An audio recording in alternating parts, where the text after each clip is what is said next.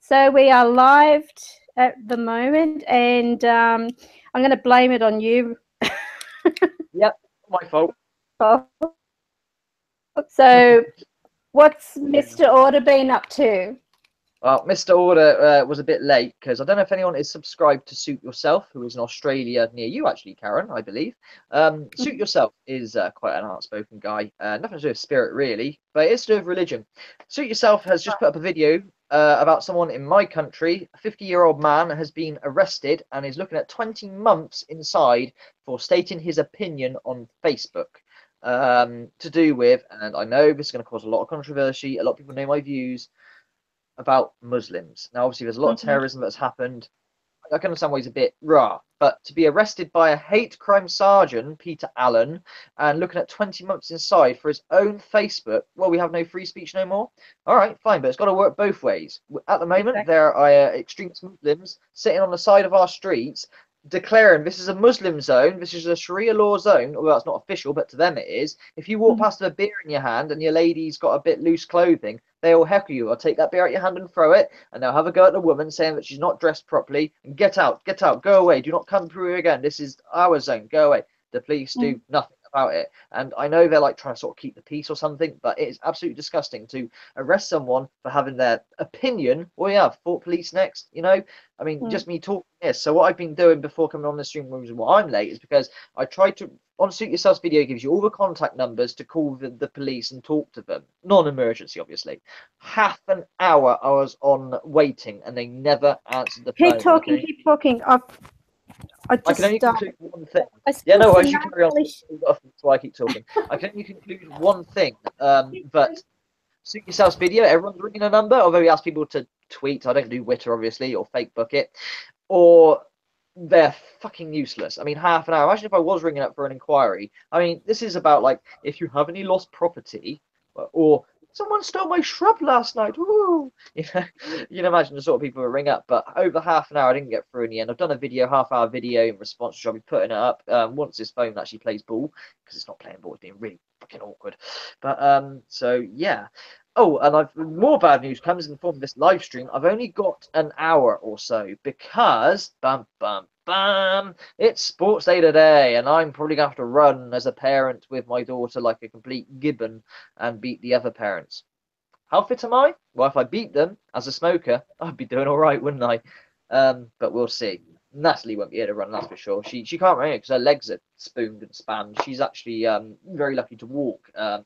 Natalie, she's got fucked up legs. So yeah, you won't notice it until she stands. Then her feet are like that, if like normal stance, like so she can make her knees go in and go. Okay, so let's get this phone on charge because it's not letting me upload this. Anyone who received this video, like, I thought you were taking a break. Yeah, I am. I did this video like just moments before. Sorry. Sorry, no, you carry on. This gives you time to fix what you've got to fix while I try and find chat room on here. This phone's being really damned, not letting me give permission to, which is cool for security. But I just want to upload a simple video on my wife's phone, so that's the phone I took the video on, video in the phone of the phone call, if that makes sense. It's not letting me do it. Fucking thing. So I've got to find YouTube. YouTube's even hard to find in this phone. What is going on? There it is, YouTube. I want to get a chat room up so I can see who's in. Okay. Oh, I see your video there. You can give the shout outs. Yeah, I'll give the shout outs, no worries. Oh, there's my freaking voice I hate. There it is. So let's go. Dr. Ray Clark in the bathroom. Rachel Jude, pregnant are you? Pumpkin Joanne, patron of mine for sure. And there's Mary Callahan, wanting lots of advice. I'll give you what I can. Then we have Springtrap, the offspring of Pumpkin Joanne. Then we have the High Priestess. Oh, yeah, that'd be you. And then we have... That's it. We could say them over again and it'll sound like we've got more people. In the bathroom, we have Ray Clark. Rachel Jude is pregnant as you. Then we have the High Priestess. Oh, but I missed out Liz Hall. Yes, I did. How did I find Liz Hall? Then we have Mary, who's fallen asleep with headphones on. I'm sure my voice has woken you up, Mary. Pay attention, Mary. And then we have Joanne, Pumpkin, who is Springtrap's, who's Springtrap's offspring? I said it backwards. Blah, blah, blah, blah. And that's it. There you go. Anyone else? Oh, Angie Beans Paranormal. Yeah, hello. Doing a Ouija boards in the middle of the freaking night. Dun, dun, dun. I hope you're not clickbaiting with Zozo like everybody else is at the moment. Don't. Oh my God. Don't do it. That's selling yourself out. Don't go there. Yeah. Don't do it. What's in my little bag of tricks? The bag of tricks, eh? Make a cigarette. So, hello, Angie Beans. Not seen you for a little while. Very good, very good. Glad you're all okay. No, she said. No to the Zozo. Oh, good, good, good. Nothing wrong with Ouija. It's a very hard thing to prove a Ouija because obviously you're in touch and touching it, and you've got to have a lot of trust in the person doing it. They're not just going, "Oh my God, can you feel the spirit move that?" I know you can get those springboard ones proving you, which is quite kind of good. That's helpful to prove because if you push hard, you tip the spring things. So that's quite a cool thing. And you know, he's in love. Oh, don't mind me dancing around if you hear anything. I brought in. Clean up your pots and pans. This bag of batteries. I got a bag of tricks. They've just gone everywhere, and I've got like, oh my God, having one of those. I got a good e.v.p. Okay, you got a good e.v.p. recorder. That's always good and useful. I got an e.v.p. recorder. I should give it a go sometime. Hi, all my internet is crap today. So this all. Well, sorry. It's net not working. Lee. No? Okay, good. Are you cutting out? No, I'm ripping Little. She's got crap internet, so I'm goading her into okay. Popped up completely. Yeah, while I was waiting for you, I was taking nail polish off my fingernails and thought I'd paint them. John Pumpkin. Response to the question without talking too much about it because I don't want to inflame hatred, don't get me wrong, just we're all out an opinion, but you're sort of right. They've been doing it for a very long time, over 1400 years. That is the plan. Divide, conquer, carry on. Divide, conquer, carry on. That is what they're after. You know, that is their plan. As I mentioned just before we went live, which I probably should have just gone live when you got on, there isn't far from me a mosque, and you couldn't find a nicer group of people.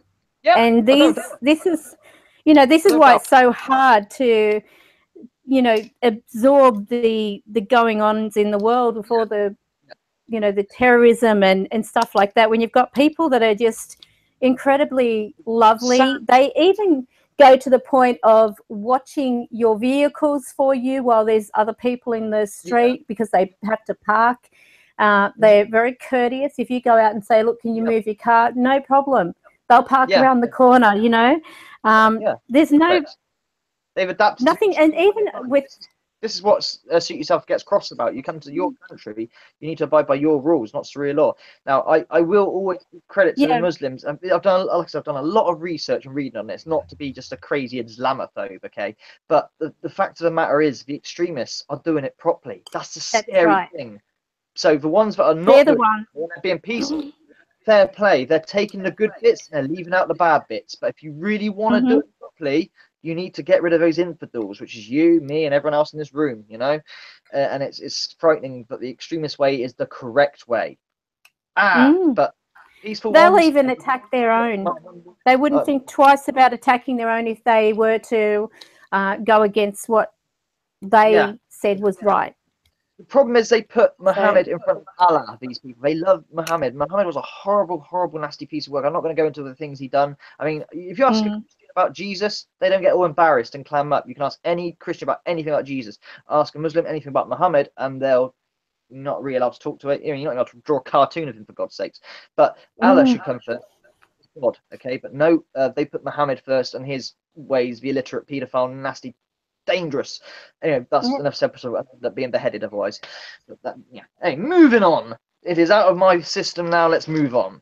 Okay, So what I thought we'd discuss tonight, sort of like carrying on a little from last week's show about, you know, why do some spirits go to some people and not others type of thing. Well, I mean, they go to everybody, but the thing is that they're going to be attracted more to certain types of individuals. So, yeah, ones with black nail polish.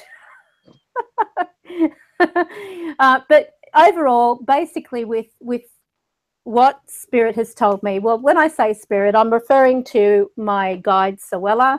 I'm referring to Chris. And the thing is, I've also had the backup from Albert and Tracy. Yeah.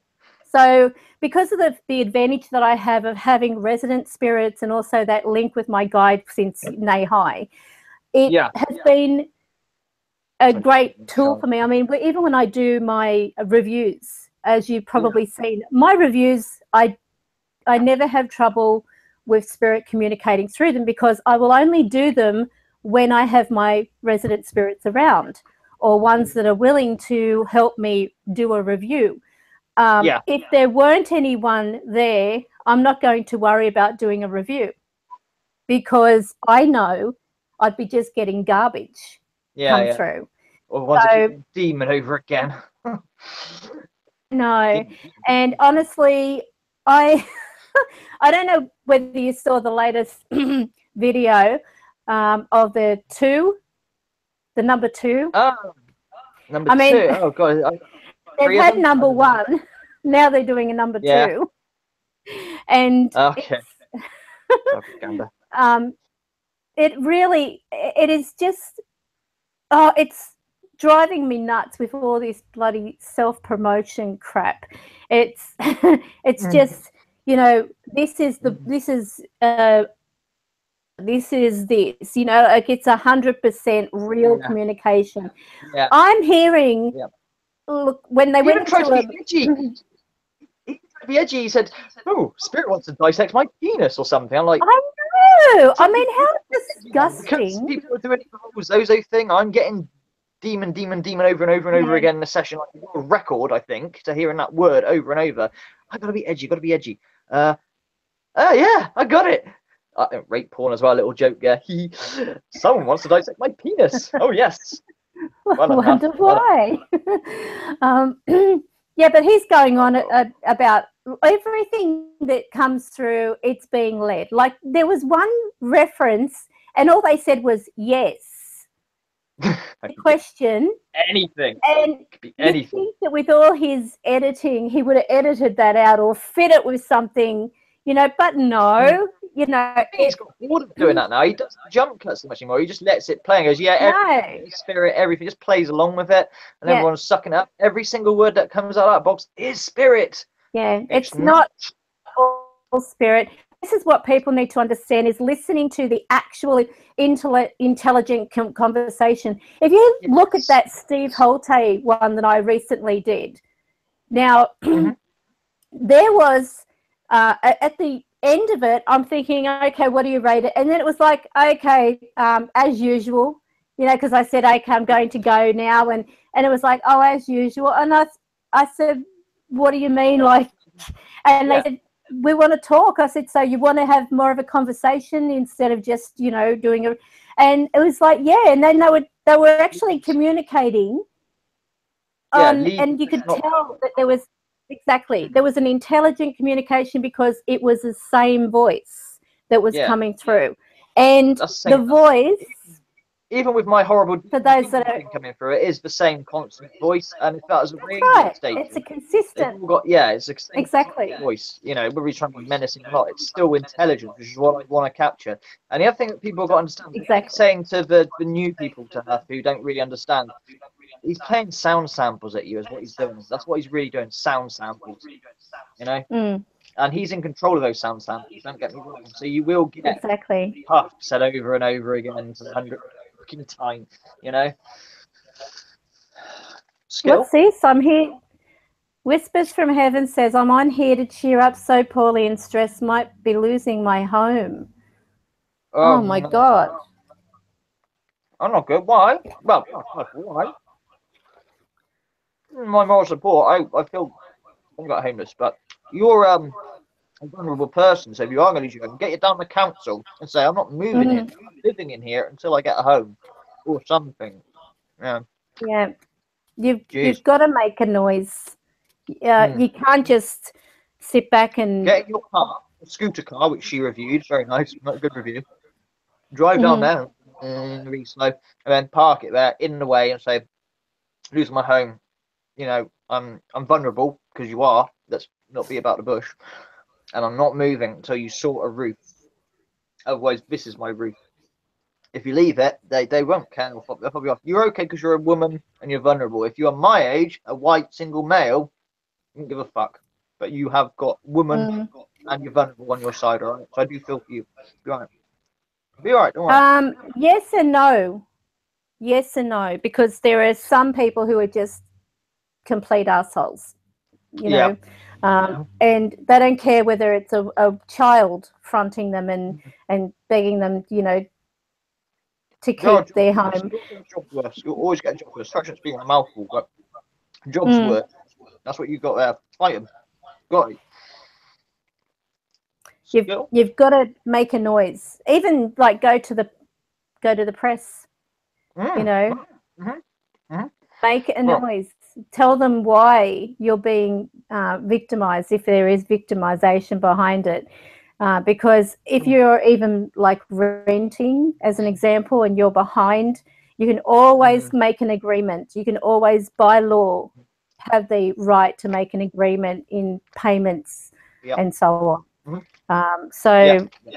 And go to your what's it called?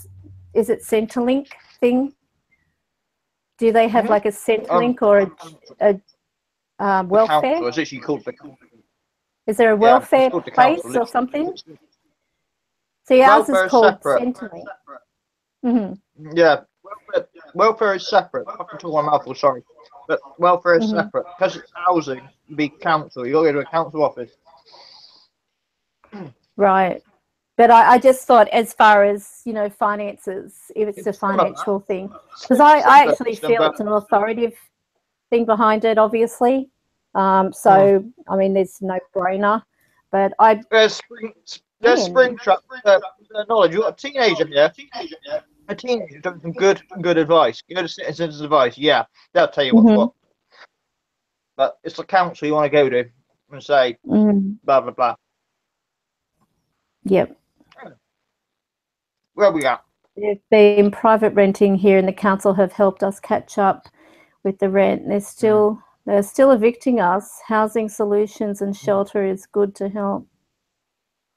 All right, she's already been to Citizens Advice. Paranormal was in trouble as well. She's in my country too, I think, Angie. She's got rescued cats as well, so, and they don't really care about animals so much. Everyone's got their crosses, haven't they? Everyone's got their crosses to bear. This is what I was on about my postings about. So many people died today. You know, does Anesian have a point? I hate that man, but you know, I'm talking to you, and you know, this is something I will post about and say, geez, you know, because I speak to you open and whatnot. I don't want to patronise you in your situation. There's nothing I can do for you other than tell you what you probably already know. Yeah, good luck. Well, I tell you what, I don't know what time it is. Did you say she's in your country? Yeah, 11:50. Both of those are in my country. Both of them are. Okay. 11:50. After this live stream, if you can hang around Whispers after the live stream, send me your email, and I'll go. I don't know whether you are on Facebook or anything, but I'll do a like a personal reading for you, like a voice chat reading, if you're interested. Just to sort of get around, you know, get your head around some of the things that might be going on behind the scenes. So it's up to you. Yeah, take it as an adventure. I don't normally do this, but you know, I'm being generous. Take it or leave it. I ain't Skittles. No Skittles. They're my Skittles. I'm so greedy. So let's go on, and Don't cry. Don't cry. I'm sure that we can, you know, even if it comes down to it, we'll do a prayer together and ask Spirit to intervene and make miracles happen, because, you know, prayer is really I've good. seen miracles within the verse, said the Manics. Absolutely. Absolutely. So don't forget, if you can, I'll just put my well, not my email. I'll put admin, because I think Naomi is still on. Admin at hi.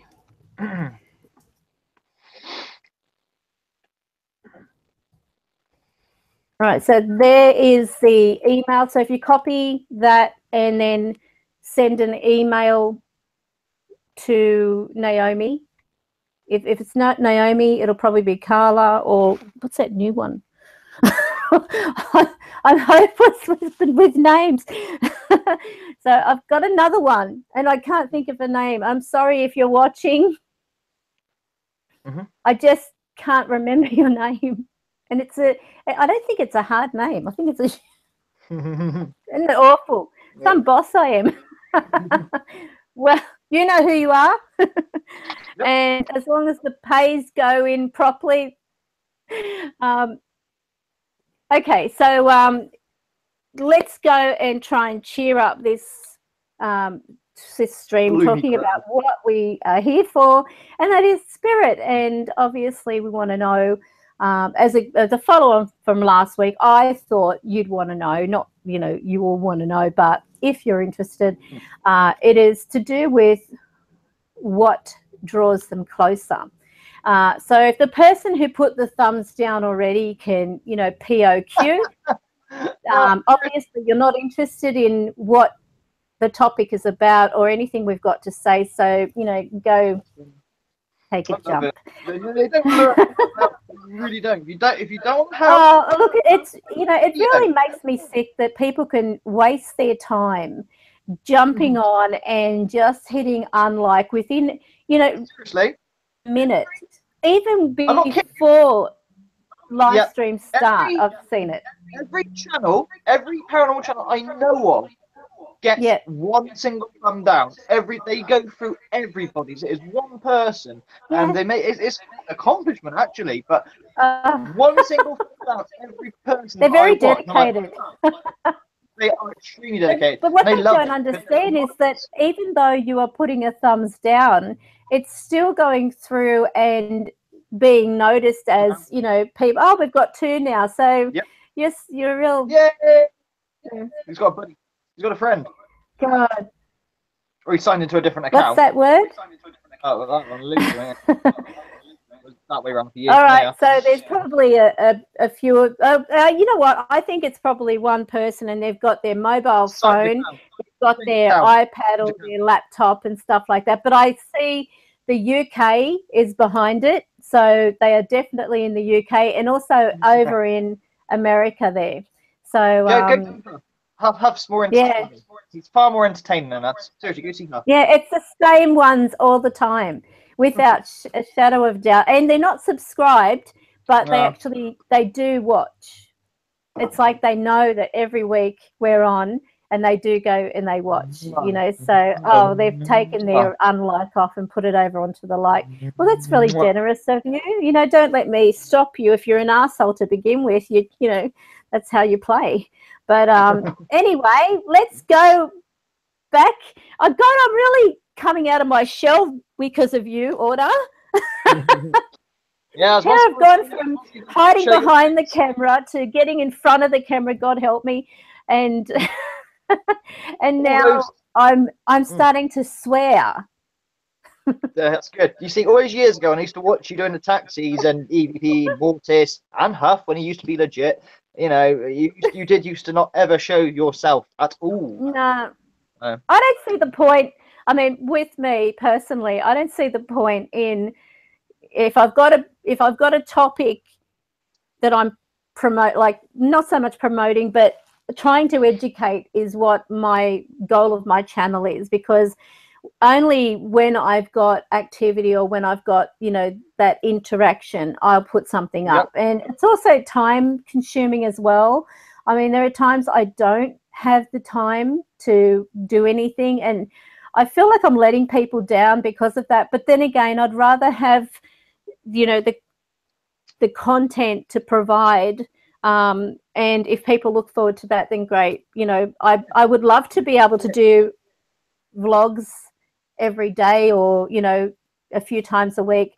However, it's something that, you know, I am a bit of a private person. I have to admit. I used to be. That's something I don't talk about anything personal. For a whole year, no one knew that my husband and I were separated, because I kicked him to the curb. Power to the women. No feminism. No. Yeah, I know, but I did. I actually kicked him to the curb. And he is always trying. He's trying so hard, bless him, to come back. But, you know, he's got to learn that line is gone. This is what I'm in danger of with my wife. You know, we still love each other and that, because I have changed. I used to be a political punk activist, you know, who laughed at social media. I post photos of my daughter. I bought broccolis, LOL. Oh, I'm not on Facebook, or which I never will. But you know what I love is seeing your little one growing up, and the communication that was coming through. Even that video where there was no visual and it was just the audio. I really felt like I was in the room with you, and I could just imagine her running around playing with her toys, and you know, it was like she was mimicking everything that was being said there. Really grown up, so sweet. She wants to be independent. Like in the middle of the night, she'll go downstairs, make her own bread and butter. I'm hungry. Like middle of the night, seriously. But she'll go. I'm hungry. So she gets up, walks downstairs, gets her own bread and butter. She'd eat something, a big mess, but I've done it myself. You don't have to get up. I'm like, you're meant to be asleep, not waking up. Oh, that's so cute. She's adorable. They can be a handful. I know, having 3 of my own, you know, they can be a handful. I mean, not so much. I mean, the older ones are just as a handful, if not more of a worry as they get older, and they're more independent, you know, driving out there into the city, going to see, you know, we've got now what they call, it's where they light up Sydney. And they've got all these lights over buildings. They've got all these, you know, like structures made out of lights, and it's gorgeous. But it is just going through and having a look. I mean, I don't have the time, you know, myself. I'm just with what I do, always stuck it. I mean, I'm at the point now. I actually had a blood test, and I'll share this with you anyway. It's like, you know, no big deal. But they actually said I had to go and get vitamin D tablets because of my deficiency was very, very low. It was critical because the fact I don't go into the sun. I'm so stuck indoors with my readings and everything like that I don't see much sun. I mean, I can go in the patio and probably do it there, but then I've got the wind, you know, that may come along and take my cards off to the neighbour's place and stuff like that. But it's really incredible that how much the sun is needed. You know, all they say is like 15 minutes in the sun, and there's your daily dose of vitamin D. And the vitamin D helps with your, you know, absorption of calcium for your bones. You need the vitamins to absorb the food. It's all very well eating the food, but if you don't have the vitamins to match the food, your body won't take the stuff from it. I always thought you could just eat a vitamin tablet. No. You have to have a vitamin tablet which allows you to get the nutrients from the food. So don't just live on vitamin tablets. That won't work. You know, you need the vitamins to get the vitamins. If that makes sense. So yeah. Well, I mean, the container of vitamins I've got is like this big. It's massive. And I've got to have 1,000. I've got to have 1,000 UI, I think it's called, a day, like twice a day. Wow. So so with the topic, what draws them closer? As I mentioned, with the communication I have with Albert, Chris, Tracy, and Suella, they've actually, I have actually asked them what made these spirits come to me. Not only like has Albert brought ones to me, but they've actually stated that why they come to us is because we all have a light, and that light is what draws them. Now, if you think about it from a spiritual side of things, they say that they can actually see light around many things. They can see animals that emit a light. They can see, you know, the flowers that emit light, the trees. And if you think about the fact that, you know, there's a lot of living things, be it animal, plant, you know, or human, these things do have an energy. They give off like the aura. They have their own aura. If you think about the Carillion photography, you know, when they actually take a leaf and they cut it, and it's still under this particular light, shows the other part of the leaf that was cut. That is the light. That's the, it has a memory. It's got like a blueprint, if you will. And some people who have had an amputation say they can still feel their legs, or they can still feel their limbs that were amputated, because the signal is, you know, with the brain and everything like that, is carried to that area. And I remember when I had my surgery, having my knee replaced, it felt like behind the screen, my leg was up in the air. It felt like it was like right up in the air. And makes you feel funny. Yeah, because those that don't know, I actually woke up during my procedure, hearing the sawing going on, and it was horrible, absolutely horrible. So what have we got here? Oh, we've got 8 thumbs down. Wow. 8? Oh, wow. How many times did you? Oh, how many accounts did you look into? It's unbelievable. That's brilliant. Tell me, whoever's putting the thumbs down, just write why. Can you have the guts to do that? Can you actually have the guts or the balls to write up why your thumbs down? You know, tell me, so that we can actually, you know, be constructive with your criticism, so that if you thing or you want to hear about something else, put it up. Be, you know, have some input. This is your channel as well as mine.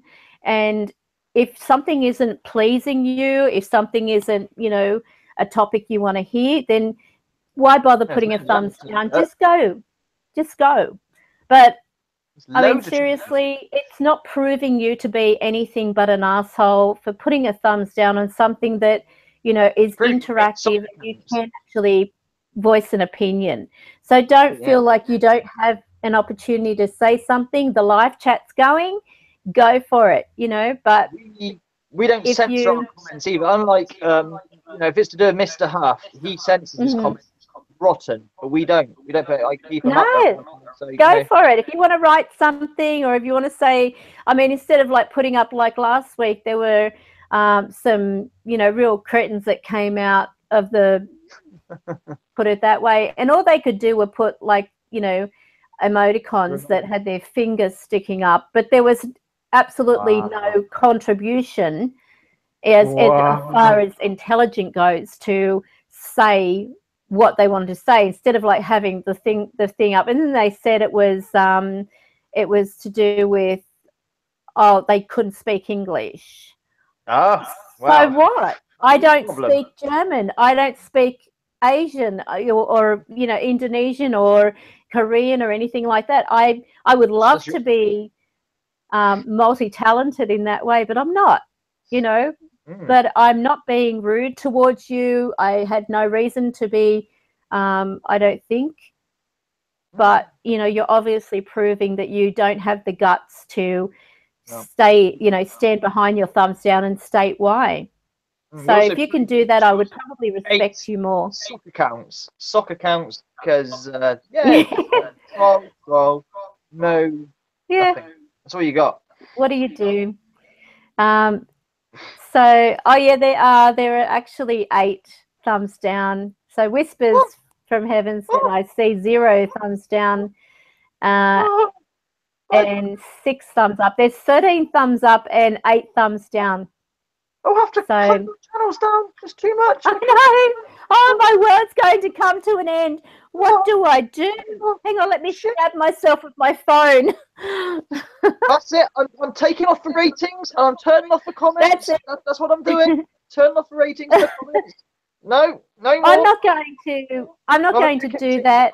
I think that everyone's entitled to their opinion. I mean, in all seriousness, if you don't like it, you don't like it. You're not forced to, but you have some contribution.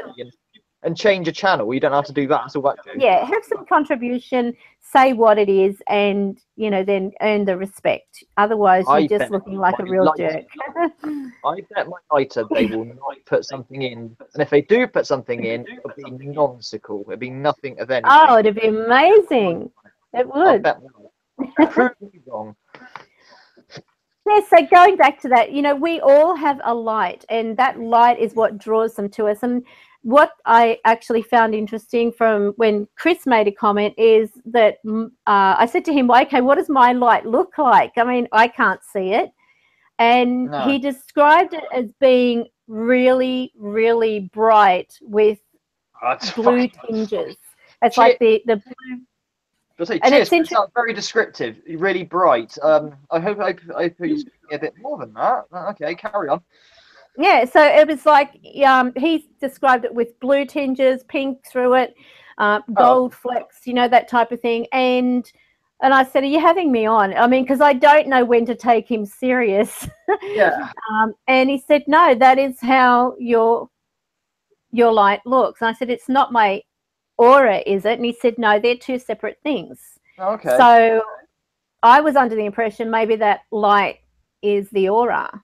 I know they say, bear in mind, I've only astral projected to my bathroom, and I was quite freaked by it twice, okay? So I haven't gone very far, but they say apparently you're meant to have like some sort of silver thing coming out of your stomach or something that goes all the way back. The umbilical cord, they call it. It's it actually goes from the top of your where your third eye is, and runs like it's a silver cord that runs to the back of the head.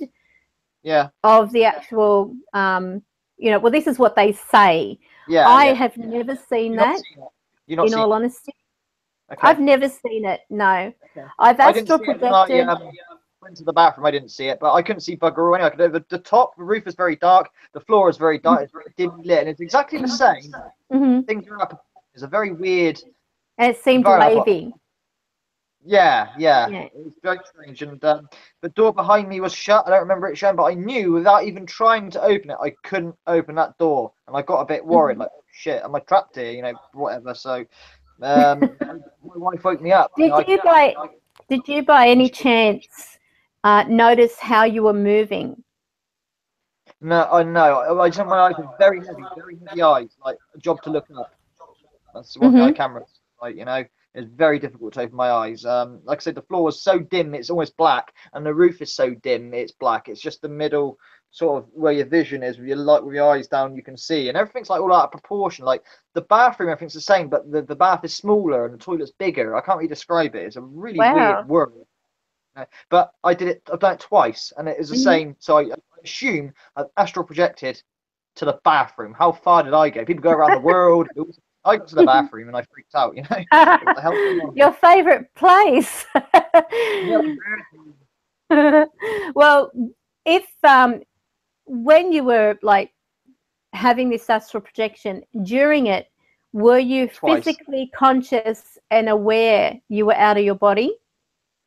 No, until I realised I couldn't get out the door. Like I said, I didn't see the bathroom door shut behind me or hear it, but I turned around, the door shut. Without even going to try it, I thought, I'm locked in here. Shit, what am I going to do? And that's when I thought, I sort of put 2 and 2 together. It's a really weird, because it's not like a dream. It's more stronger and in control of that. Because all I did was wake up to go to the toilet. Well, I needed a wee. That's why I got up. But instead of my body getting up, my soul got up. So maybe that's why you astral projected there subconsciously. because your body was.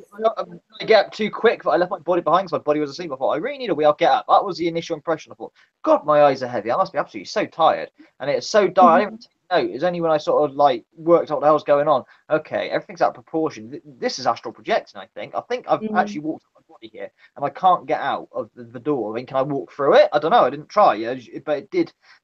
Because it's not something you would normally do. So I wasn't ready for it. That's probably why you because I remember when I first astral projected, I went to, of all places, my grandmother's. And I remember I was coming through from her bedroom and everything was really dark in her bedroom. And I thought that's peculiar because when I actually had this nap, it was during the day because my eldest one then, she was having her little nap. So I took the opportunity because normally she was awake all night. And so I went and I had this nap and I wasn't even consciously thinking of astral travel or anything like that. And it ended up, I was in my grandmother's place. I noticed her room was dark and I moved forward, but it was so strange because as I was moving, I'm saying, I want to move forward. I want to move forward. And that seemed to motion me. It was like a pulling sensation that took me forward. Then I stopped at her bedroom door in the hallway, which was to the right, the front door. And right in front of me was the entrance to the living room. And I noticed her coming out of the living room, walk right past me over to my left. And she was wearing like a little summer dress with black flowers and a white, it was all white with black flowers on it. And she went off into the direction of the bathroom. So I'm saying, I want to go forward. I want to go forward. So I went forward into the living room. And in the middle of the living room, a chair from the kitchen was there. And I thought, that's weird. And so I just kept saying, I want to move forward. And I actually felt myself pass through the chair, and it was like this really cold sensation. And I knew that I could either then go through the door into the kitchen, or I could actually go through the wall. So I chose to go through the wall. What happened, though, instead of like being on the other side of that wall into the kitchen, I was actually floating above this place that was foreign to me. And I mean foreign because it was another country. And I could see myself being drawn towards this house that almost looked as though it had mud on the front of it, like a gyp-rocking kind of, but it was like a muddy color. And the fencing it led off the house around the front yard, and right in the middle of the front yard, not in the middle, sorry, on one side of the front yard was this tree, and it was all covered with netting. So I took that to be like a fruit tree. And the front door of this home was open. The hall from the front door went straight through to the back. So I decided for some reason I'm going to go in there. So I went in through this place and down the hallway and found myself stopping at the end room, which was like there was a room off to the left and off to the right. I assume there was like a bathroom or something to my right there. And over to the left, I noticed this man sitting on the floor with his back against the wall and looking at me, directly at me. And he just said, "Who are you?" And as soon as he said that, I felt myself being jerked. And I woke up, and honestly, it felt like air had passed completely through my entire body. It felt like air completely through my body. Anyway, I jumped on the phone. I thought, I'm going to ring my grandmother because I've got to find out what the hell happened. And I said to her, "How come your bedroom's so dark?" And she said, "Oh, I had a migraine earlier and I had the blinds down. I've just, you've reminded me I've got to go and put them up." And then I said to her, "You're wearing a white dress with black flowers on it, a summer dress." And she said, "I just changed because I spilt beetroot on it, making your uncle a salad sandwich. And the beetroot had, so she had to rush to the bathroom, which is where she was rushing when she went past me." And then I said, how come there's a chair from the kitchen in the middle of the lounge room? She said, your uncle was just changing a light bulb in the ceiling fan. And then she stopped and she said, how the hell do you know? How do you know this? And and she was like, what, this is freaky. And I said, I was there. I was just there, and I saw you go past me, and it was like a real adrenaline kind of thing, because not only was I excited, but she was excited at the fact that, wow, this is, you know, something that is amazing. I've never heard of it before. I mean, you know, she was like shut off to all that kind of thing, if you know it. Is that a word? Hang on a minute.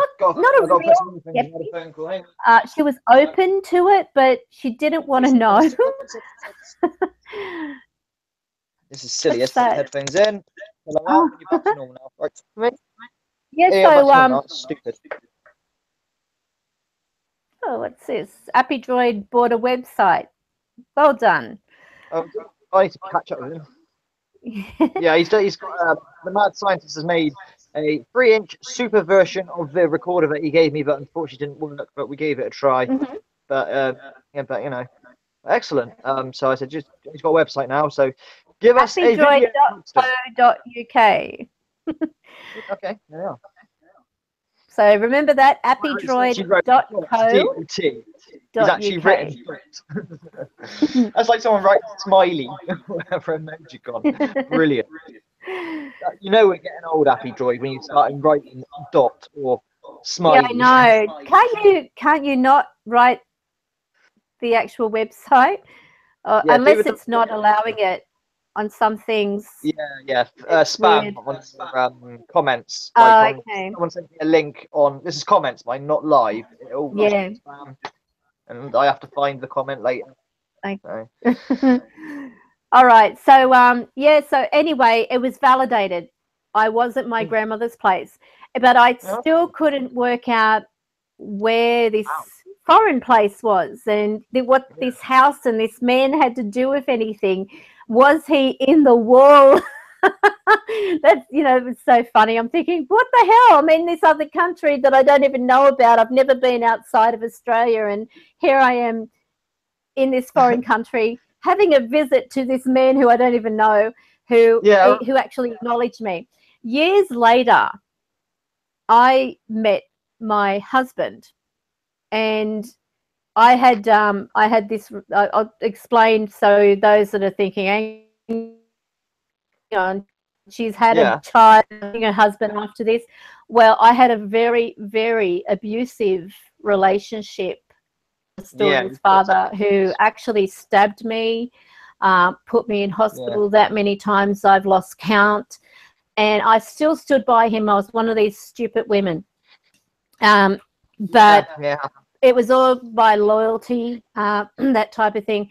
But he really brought me down to a very low self-esteem level, where I just felt I was very disappointed if I woke up. Let's just put it that way.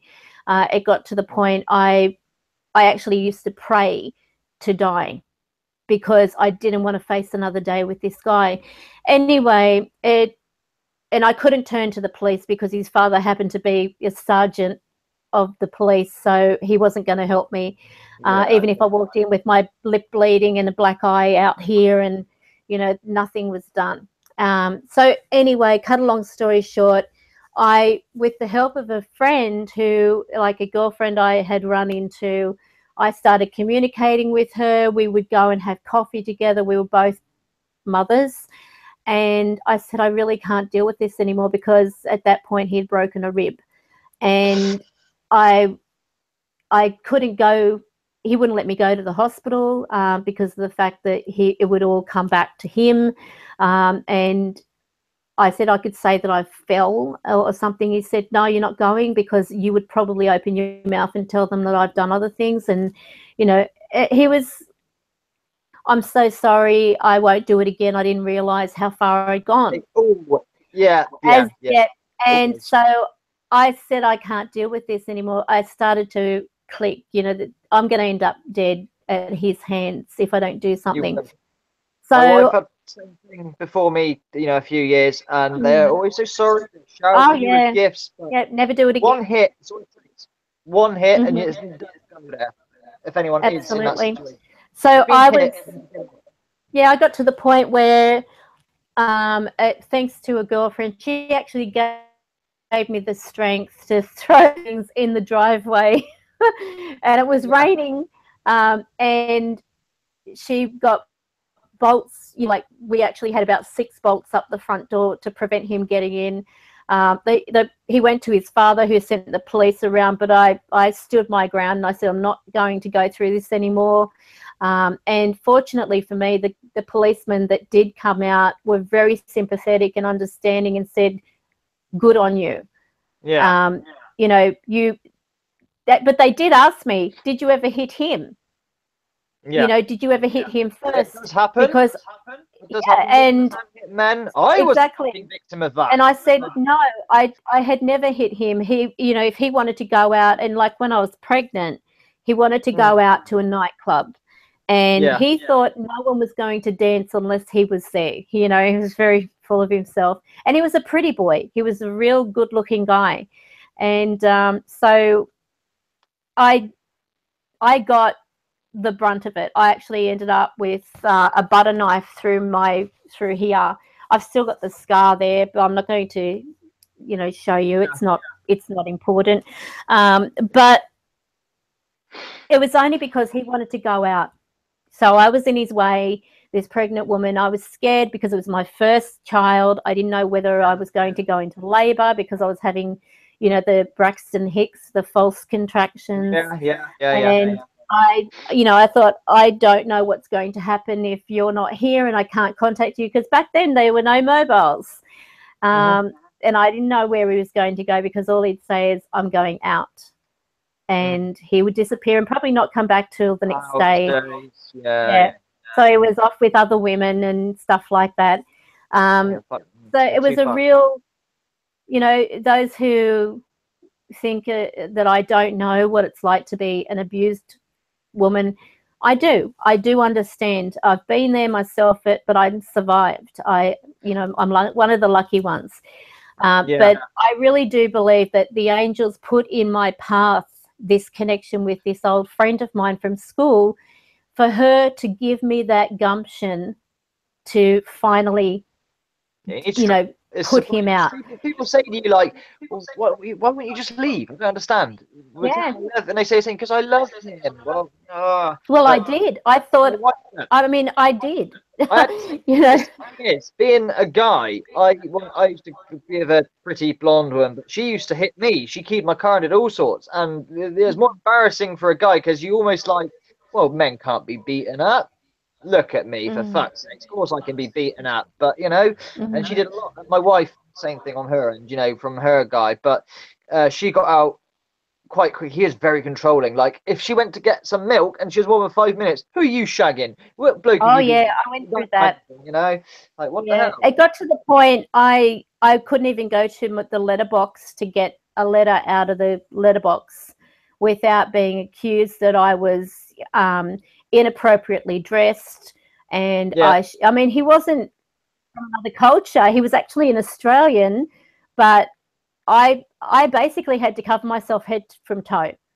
Because of the fact that he did not want anyone looking at me. He told me constantly how disgusting I was, how I was a fat pig. And I mean, I was in size 6. So I got to the point I would make him food for dinner and I wouldn't eat because I didn't want him to, So then it got him worried because I was getting even skinnier, and he's, my hair started falling out because I had no nutrition. I was, it was really, really bad. But beside all that, as I said, I feel that my angels actually put my friend in the path of running into me. Like, this was actually by way of, in the same it was actually a block of units. In the same block of units, she actually had her cousin who had moved in, and I had my front door open and the screen door closed, And as she walked past, I thought, I know that face. And Familiar?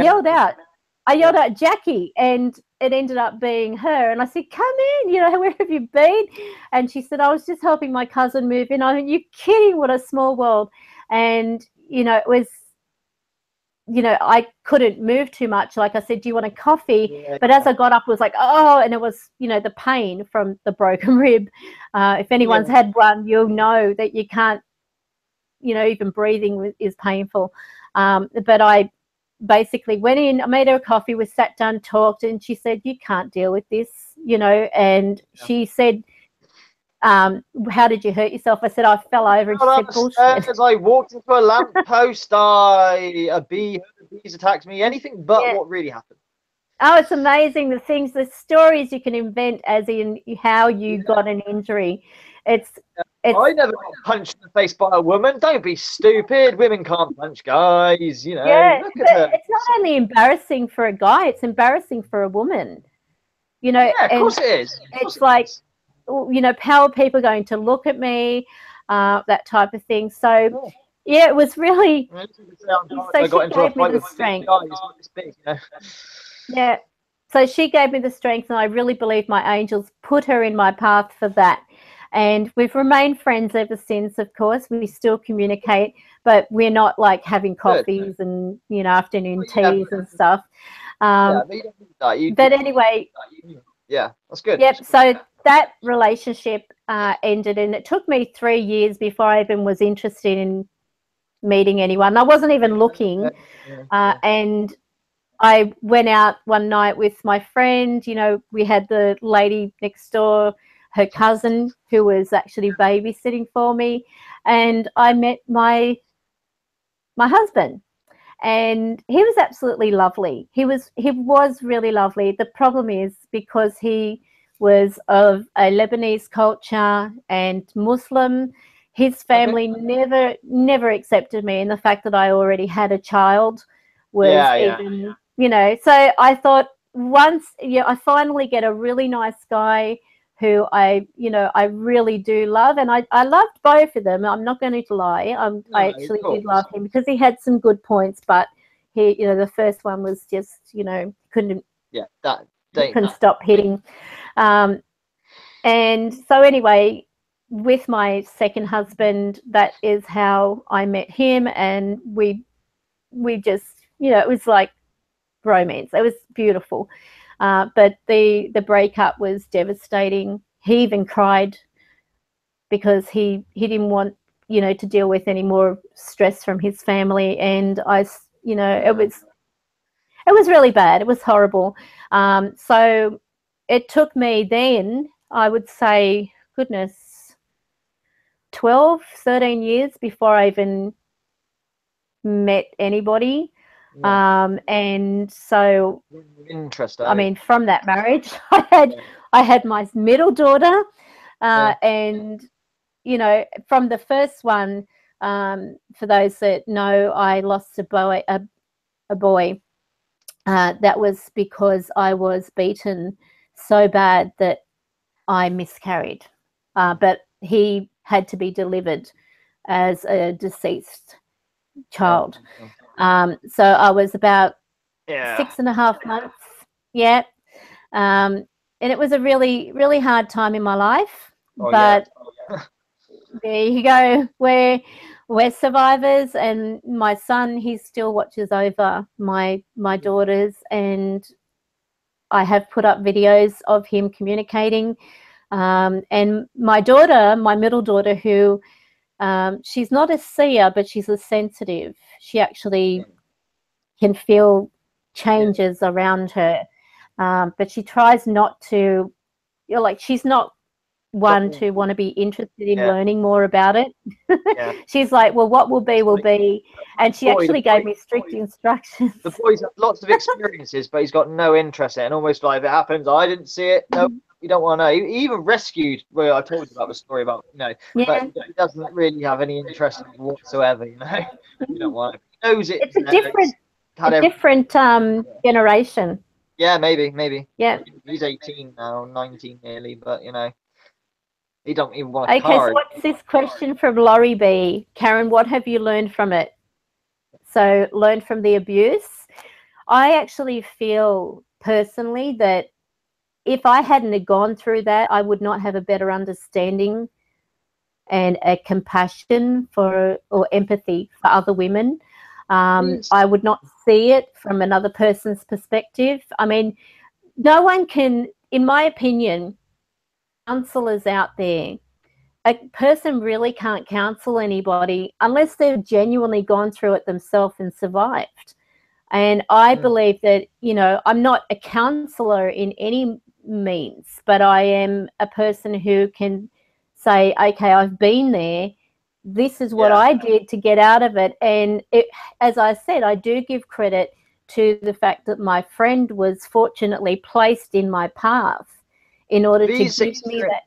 These experiences make you who you are. I mean, like, if I could go back in time and I changed a few things I did, I mean, would I be the same person? Would I even be wearing eyeliner now, having my hair the way my hair is? What would I be like? Would I be very different? But would I be more successful with more money? Or, you know, I think I just always like cars. Certain things wouldn't change, but my empathy, because not being funny, when I was younger, I was a bit of an asshole, you know, I could only think about myself and nobody else, you know, so I needed those experiences that make me who I am today, you know, more accommodating to people's things. So experiences make you who you are. But like I say, I'd be very different if I changed a few things in my life. I wouldn't be wearing eyeliner and my nails, for example. I think I'd still like cars. I know that would never die. That's one thing that would be a constant.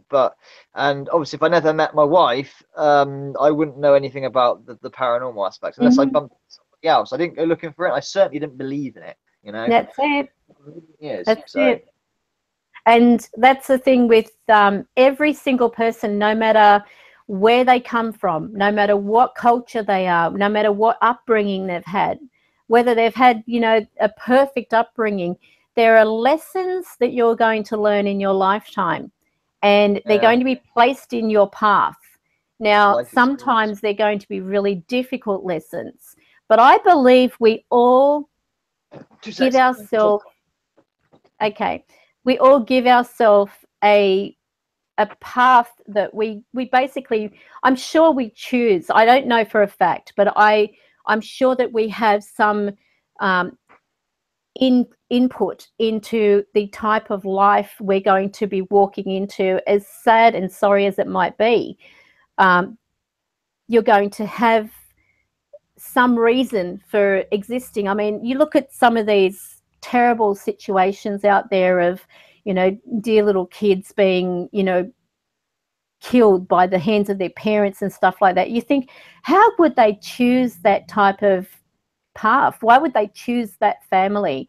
Why would, you know, but I just think that because of these children, it's like they have provided an eye-opening thing for other people to, you know, how precious life is, to have some realization of how far, you know, or how fragile, I should say, a child is, and how far the human body can, I mean, you know, with parents, you know, to do that to their own children, for one, is just, it is, you can't even get your head around something like that.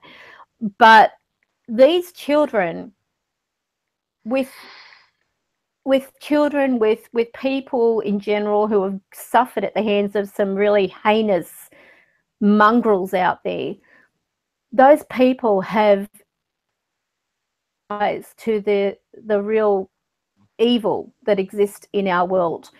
If we walked away with no understanding of that going on, we were like completely naive to everything, we would never have any type of real input into life itself. We would not have any way of being able to be a change, to be a difference, to make a difference in the world.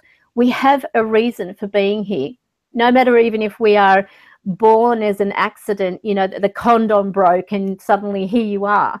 There is a reason for your existence. Yeah. And you have to leave a footprint Was, in this I was an world. accident. Wow. I was a wanted accident, but I was an accident because my mum was quite old when she had me. She was like, I think she was late 40s when she had me, so she was like really late having me. That's why there's such a big gap between my sister and me in age. So yeah, but and I was like 16 days late as well. I was meant to be born at the same fucking day as Prince William, and she's like, okay, so fucking Diana's having her kid. Where's mine? You know, but like I say, you know, and I also had, I literally was born in shit. I kid you not. My thing to get rid of all the waste was buggered up. So when I your mother would be happy for you to say. my dad was like, he's black. What? Why is my son black? And sort of looking at my mum. Who are you been with? No. Say the nurses, clean me up. See, he's white. He's white. It's really weird. You know. So, I'm sure your mother would be really happy about you sharing that. I started off life in shit, and I would end up in shit. That is how I came along. Well, hopefully not. Hopefully not. But yeah, you can, you know, maybe this is.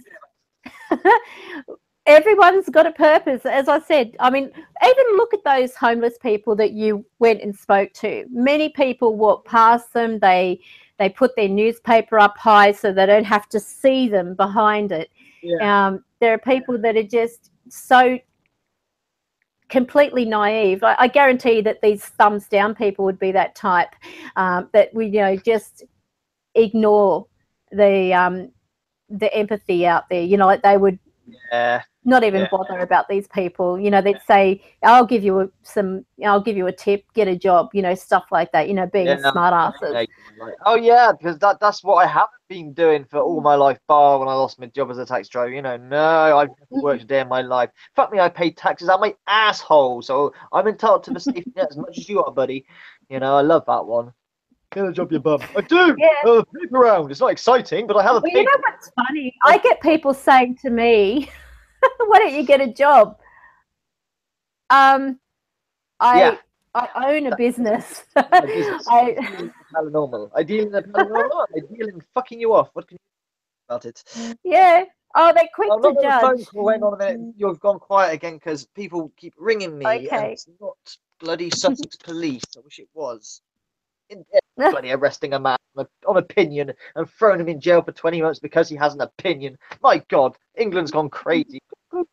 Anyway, go back. Right, time-wise, because it's sports day today, I have got with you 10 minutes, 11 minutes. Okay. And I've got to make a quick getaway, run up, meet my wife. Congratulations, Rachel. Yeah. Whose spirit, mind you, told me she was pregnant. Yay! I knew she was pregnant about a week or so ago. She did say, "Good luck." Just I don't know if it's your first one or not. I'm not a woman, so I'm not speaking from experience. But baby blues passes quite quickly. You know, if you don't bond straight away, don't freak out. It does happen. You know, you'll probably bond straight away, but you know, don't worry about it. Yeah, the first one with me took 22 and a half hours, and yeah. I don't know how you're going in saying I don't want anything, and then by about the 10th hour, I'm like, give me whatever you've got. Yeah, don't be ashamed. If you're weak on pain, you ain't got a high pain threshold. See, if I was a woman, I'd never get pregnant, never. I mean, even my wife had a C-section, right? Because labour was not going to happen. It just wasn't going to happen for some weird reason. There's a certain time limit. You got to, you know. But that was painful. She couldn't lift a kettle without, you know, possibly popping stitches. So you got to be really careful, you know. It is like I said, if I was a woman, I'd never get pregnant. I'm a wuss. No way. You know, I'm not shoving a watermelon through a 10-centimeter diameter. No. Well, I was very lucky. I never had a C-section. I never had stitches. And my second one, I actually went in with aromatherapy, and it was absolutely brilliant. And she was like 4 hours and 9 minutes, but just aromatherapy, and it was I loved it. And my third one, oh my goodness, she was like, she was constantly kicking and active. But then when I was having her, they rushed me to theatre. They were going to do a C-section because they couldn't get her heartbeat, and they had this like monitor on the top of her head stuck there. And she was actually born the day, 1 year from the day my mother passed away. Yeah. And she was meant to be born on the 9th of August. She ended up being born on the 13th. And my mother had died on the 13th. Yeah. Reincarnation. 1 year before. It's like, I mean, if my wife's mum passed away like last April. I told you the story on her on a spirit box. She said, "I hear you, dear," which you've heard a million times. But Camaro is a spitting image of her at times. It's really uncanny. You know, certain, like when you just catch a look at it, you think, bloody hell, it looks like Marcia as she was that age, if that makes sense, you know. So there is weird, but you know, she was born while she was alive. You know, Marcia got a couple of years seeing Camaro, so it's not a reincarnation, but they do look like really similar at the right age, if that makes sense. Yeah. A 3-year-old Marcia to a 3-year-old Camaro, you would think they're sisters, sort of thing, you know? Really weird. Well, even with my father, my biological father, my youngest is almost identical to him. And I actually put a photo up before of, you know, having her hanging onto this fence paling thing, and the photo of my dad when he was in the army or the navy. Navy. And the resemblance, they've got the same nose, they've got the same, you know, smile, that type of thing. And it's lovely to know that there is a part of my parents that is still living within my kids. You know, that's what I love about it, you know. But it is amazing. I mean, with children and having children, it's the most precious gift that anyone can ever. I mean, if you are into having children, there are some people who just don't have that. And it's sad. It's really sad. So congratulations, and I'm sure it's going to be a beautiful baby too. So all babies are beautiful, in my opinion. I go terribly clucky when I've got babies around. Oh my God. It's terrible. So yes, so does anyone have any questions or anything to add to tonight's? Got a new viewer, haunted infection, who's a bit worried about giving birth and giving him his stories. Pugster's a twin, apparently. I didn't know he was a twin. Signosis did what I did, just was very late and didn't want to come out because it's so lovely and warm. So yeah, birth, death, and Ray, Dr. Ray in the bathroom was a C-section baby, but when I leave the house, I go through the fucking window. So, anything's possible here. So yeah, you're an identical Zara, triplet. This is something I just want to add. Zara wrote, "A gift I'll never receive, unfortunately." No way. There is always, as I mentioned, there's always a reason for you being here. And whether it is to have more children or to be a part of being there for others, there's definitely a reason.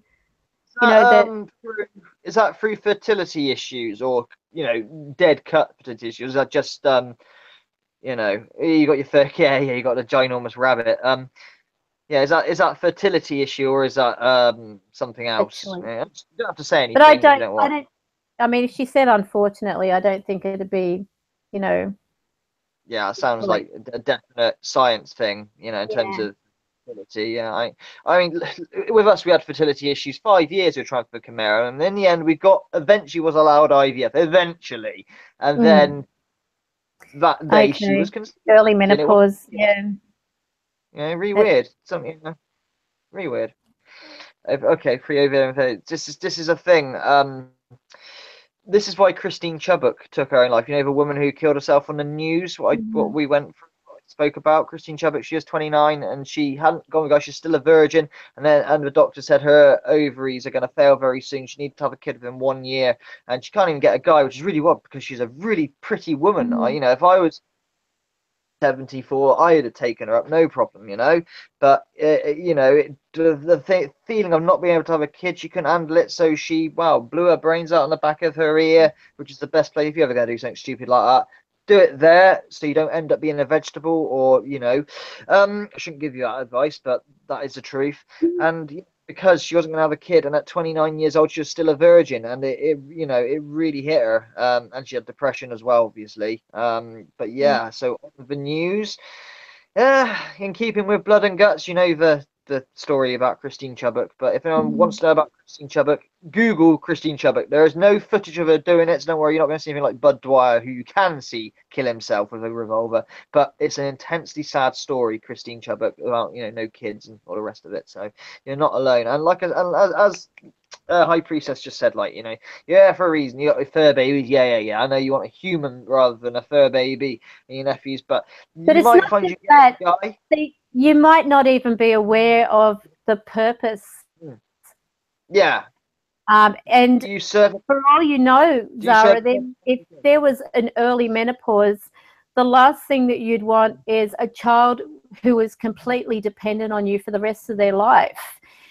So you may have, I mean, I feel that we're all blessed in certain ways. Some people are naturally into this world to be carers, to look after other people. And my grandmother used to say, God will never give you any more than you can handle.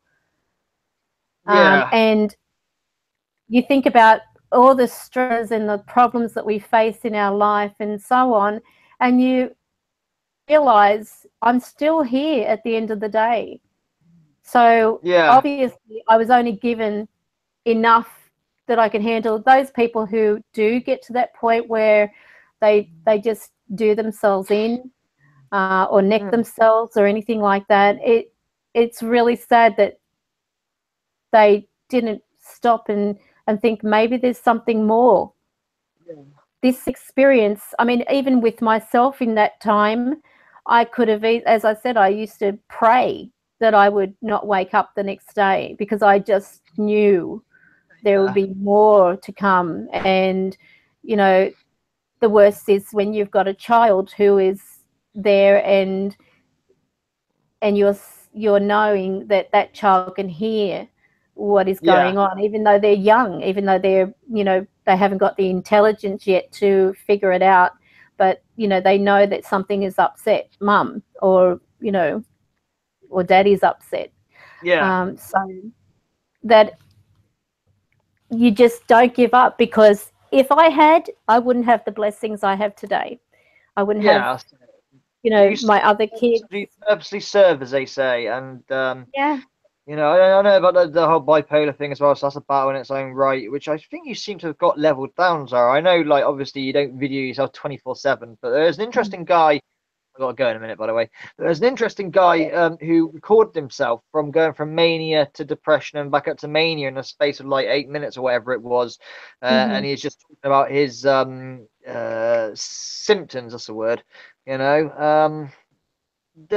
a purpose for you to be in here. Just, I mean, it would have a fucking paranormal community. You wouldn't be like you. I mean, look at your spirit communication all of a sudden, right? You've got Mortis style spirit communication going on at the moment. So your purpose is really fucking highly spiritual. Oh, not another phone call. Sod off. Not interested. I've got to put these headphones in and take them back out again. Why does all phones do that? Hey up. Hey up again. You go quiet otherwise, and I can't turn up the volume. So whatever the situation, know that there's something better in store. And that's the best way to look at it, because you can't just give in.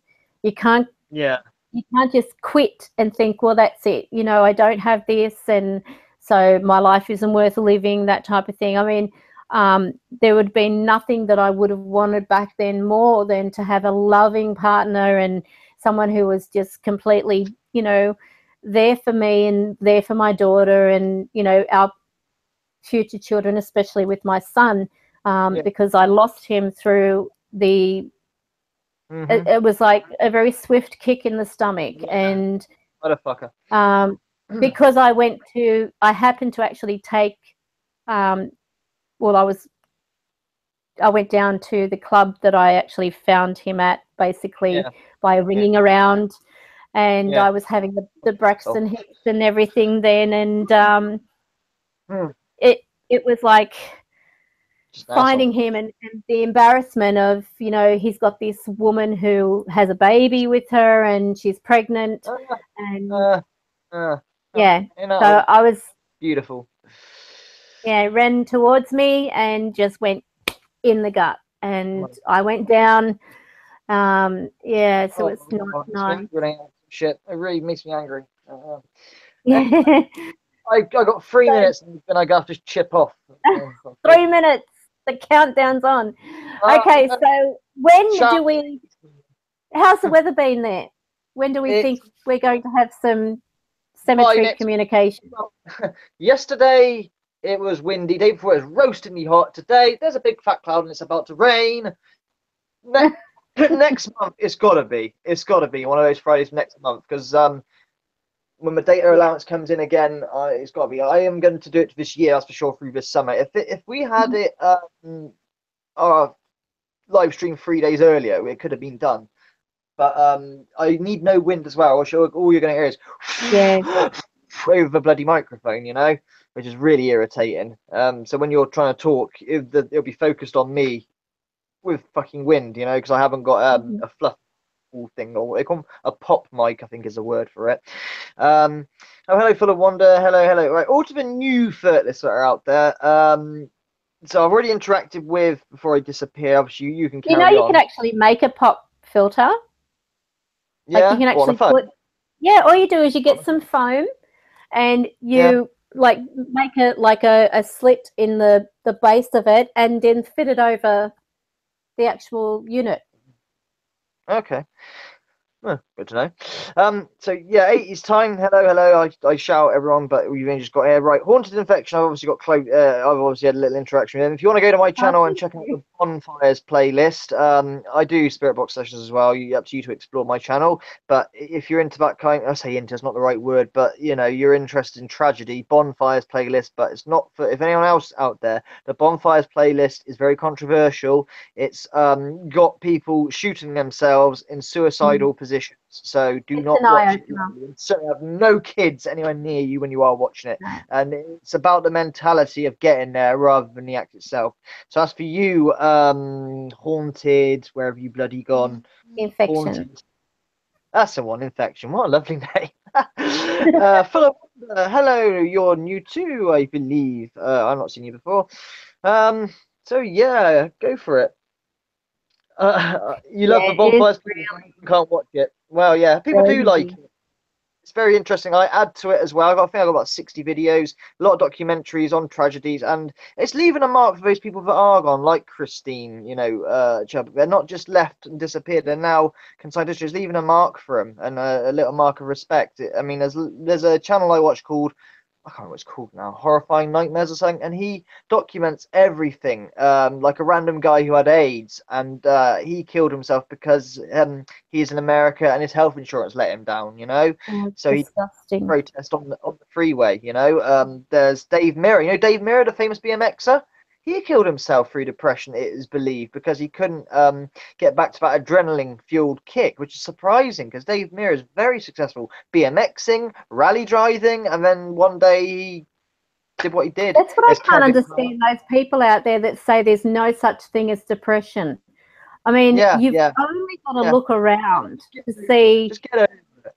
No. The people that have... I know. And, you know, Kevin Carter as well. We all know about Kevin Carter. What a brilliant man he was. And he was one who took a picture of the starving Rwandan child with a vulture near him. And he couldn't deal with that image afterwards for a long, long time. And, you know, he had no money. His wife left him and all that. All because he started drinking after seeing that horrid image. And you're not allowed to interact with that either because of disease and stuff like that. You can't just help them. It's really, really bad. But he had the film, because obviously things weren't digital back then, and he left it on the airplane, so he didn't get paid, and that was like the last straw. So he choked himself to death via car fumes, you know. So he is a beautiful soul, Kevin Carter, you know, very nice man. And he stuck up for the black people. There was a lot of criticism from ignorant people. Yes. Why didn't he help the child? He's not allowed. But if it wasn't for his photo, people would not have any understanding of the amount of impact of the tragedy that goes on over there. And that's for many that do these. Savage. Even today, you get, I mean, the classified between rich and poor. And I've got a sub who's from South Africa who'll back me up on this because he's subbed to me. I speak to him all the time. He's Valak69, I think his handle is. Don't quote me on that. But you will see on YouTube all the time, like rich people with gated security and electric fences and that are regularly getting carjacked as they come in. A car pulls up, guns out, and they steal the car or whatever, you know, just like that. The gap between rich and poor is humongous. There's no middle class there. It's like you're either really rich and your property is completely gated off because it's so dangerous out there, or you're the person that's robbing someone, you know. It's really weird. So yeah. Sad. Very sad. I know. Right, everybody. We don't know how lucky we are. So where are you off to? My daughter's sports day. So I'm probably have to run on the train. You know, parents have a race, I think. Don't quote me. Natalie can't run. She's got spack legs, which is not a joke. She actually has got like messed up legs. Her feet, when she stands straight, her feet like do that. I can't really describe it. She's lucky to walk, and eventually she might be able to when she's older. So it'll be me running. Now, I'm a smoker, but I am really, really fit. I can still sprint up the road and not go, which is good. And that's, I think, through when I used to swim for Wiltshire, I used to be really healthy. I was a vegetarian for 18 years of my life and all that. And then I just sort of went off the rails somewhere. But if I hadn't had that start, I don't think I'd be where I am. Plus, my metabolism is ridiculous. I eat so much junk food. And look how fat I am. Aren't you all jealous? So, you know, I understand that. When my wife goes, I just look at a Mars bar and it piles on, you bastard. You know? So, yeah, I have to just smell something and I've put on... Yeah, the molecules onto my hips. Thank you so much. What the hell is going on? Whereas the other way around with me, I just practically poop it out and I'm okay. And I've eaten like KFC. Just wow, very good. You don't be enjoying your lunch now, Rachel, will you? After listening to that one, right? I gotta go to it. I got 2 minutes to get. Well, have fun, and I hope you get a blue ribbon. Yeah. I'm not going to be putting up that video of me calling the police for the guy who got jailed for 20 months just because he stated his opinion, thought crime, because upon reviewing the video, it's 30 minutes of just me getting angrier and angrier that they're not answering the phone and telling me that I can, you know, email them, and I'm progressively getting closer to the phone call. No, I'm not. Half an hour on the phone is too long to wait for a police hotline. So that just shows exactly. Police, you suck. You really suck. You're jailed a man for having an opinion. My God, where is free speech gone? It is madness. You want to know what I'm talking about? Search Suit Yourself latest video. That all makes sense there, okay? Take care for this. I'll just type in Suit Yourself here so everyone knows if they want to do that. And I'm out of here. If you carry on your live stream, that's up to you. And I'll see you next week, Karen. And I got a live stream tomorrow as well. But I'm on a break for a little bit, okay? So you get a live stream tomorrow, 9 a.m. in the morning UK time. If any new people want to join me, we do spirit box, stuff like that. And yeah, I'll show you my new boxes that I got. Yay! Oh, lovely. Cheers, Mr. Fisk, once again, you freaking diamond geezer. Right, I'm going now, seriously. Where's All that right. button? See you later. See you later. Cheers. Okay, so as promised, I'll spend a little bit of time on here, and then I will have the information, like I believe that has been sent through from Whispers from Heaven, so I can do that live reading with you. Not live as in on, so everyone can hear, because it is private, and I'm doing this out of goodwill. So, yeah. Sometimes I have my moments. So I'm just going to give a few shout outs. Firstly, to my patrons, Sharra Artz, and of course the lovely Rachel Dude, who are on my Patreon channel. And I really do have to get in there. I know I've been a little slack. I'll get there.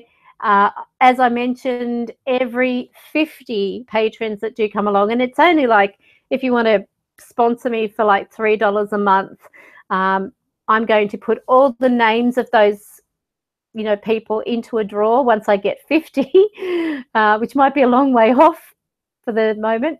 And then I'm going to draw a person to win a reading, and I'll keep doing that. And I'll probably do that, you know, fortnightly. So for those that don't know what fortnightly is, it's every 2 weeks. And that way, you know, people get a chance of having a reading. And just for those that aren't aware, I have discussed with my staff for the Facebook page that we're going to have everyone who, like from starting of July, if you book a 30-minute reading or a 1-hour reading or a 1.5-hour reading, your name will go into a draw, so that at the end of the month, you will get an opportunity to win the same reading back to be used within 3 months' time. Now, that means that because I actually have a policy where I don't have my staff book anyone who has had a reading per se, like if you had a reading yesterday with somebody and you wanted to book a reading with me, they would actually turn you away. They would say, no, you've got to wait 3 months before booking. That way you're going to get a better chance of having a more genuine, correct and beneficial reading. So it's not a matter of money with us, it's a matter of principle. If you want something that's going to be spot on and information coming through that's correct, you've got to remember that every reading continues where the last one left off. So in respect of that, and because we don't want you wasting money, then we will say wait 3 months, then make a booking. And that way you're going to get a much better opportunity of having real information come through rather than, you know, false positives, if you want to put it that way. But everyone, as of July, this is what we've come to the decision, will be going into a draw to win back the same type of reading they invest in. So if they book a 30-minute session, they then go into the draw, and if they get drawn out of that with all the other names that have booked through the actual Facebook page, then they will have the opportunity of winning a half-hour reading for their disposable. So they could take advantage of booking 3 months ahead, so that when 3 months is up, I give them a call, or, you know, do the Skype voice or Facebook Messenger voice, whatever it is, and our reading. Alternatively, if they want, they can give their prize or their reading to a family member or a friend. You know, some people want to give a gift that's different, so they could actually give that as a gift. And if they've a reading, for example, or an 1.5-hour reading, then if they win, they get an hour reading or the 1.5 hours, whichever they booked, as a way of saying, well, you know, you purchased that, you're getting it free this time. And so it makes it more fun. I feel it makes it more fair. I want to give to my clients, naturally, as it is a business. I have staff to provide for, that I've got to pay them. I have to cover my costs, as in phone calls, because I do actually pay for every single mobile and landline that I call Australia-wide. That is all covered at my expense, which means you can imagine, you know, it is quite costly, and some mobile services are very expensive. I've actually had cases where I'm pretty much paying out more in the mobile call than I was getting for the reading itself. But because of the fact that I am now working from home, I really don't want to give out my private number for obvious reasons, because there was a time that I did and I never had any rest. The phone just rang like a hotcake. I've now since pulled the 1902 number because I am too busy with the private bookings and so on to be, you know, sitting there afterwards on a phone doing those readings on top of it. So it's just too much, and I had to make the choice, so I no longer do the 1902 number. But I do give as much into my prize readings as I do with a person who pays for a reading. But I just feel it's a really fair. Okay, so prices I'd rather not discuss on over the actual thing here. If you want to have a look at the prices, I have a thing where if you book through the website, the prices are different, obviously, because I have the website coverage and stuff like that. And I'm not cheap, but I'm not expensive. Let me just put it that way. Those people who join the Facebook page and have us as a public like, we look at that as, well, this person has, acknowledged us publicly. Anyone who, is on their friends list or sees their page and they actually see that they like us, that's a form of advertising in our eyes. That's a form of helping us get exposure. So for those people, they get, anything up to $60, or more off their reading. So if they, say, for example, if they go to our Facebook page and they become a public like, they actually, if they book an hour reading, instead of paying $150, and I'll just tell you what that is for non-members, they will get their reading for $100. And so that's our way of saying thank you for making us a public like. But my staff do all the handling of the appointments. I don't touch it at all, because I don't want to know who I'm reading.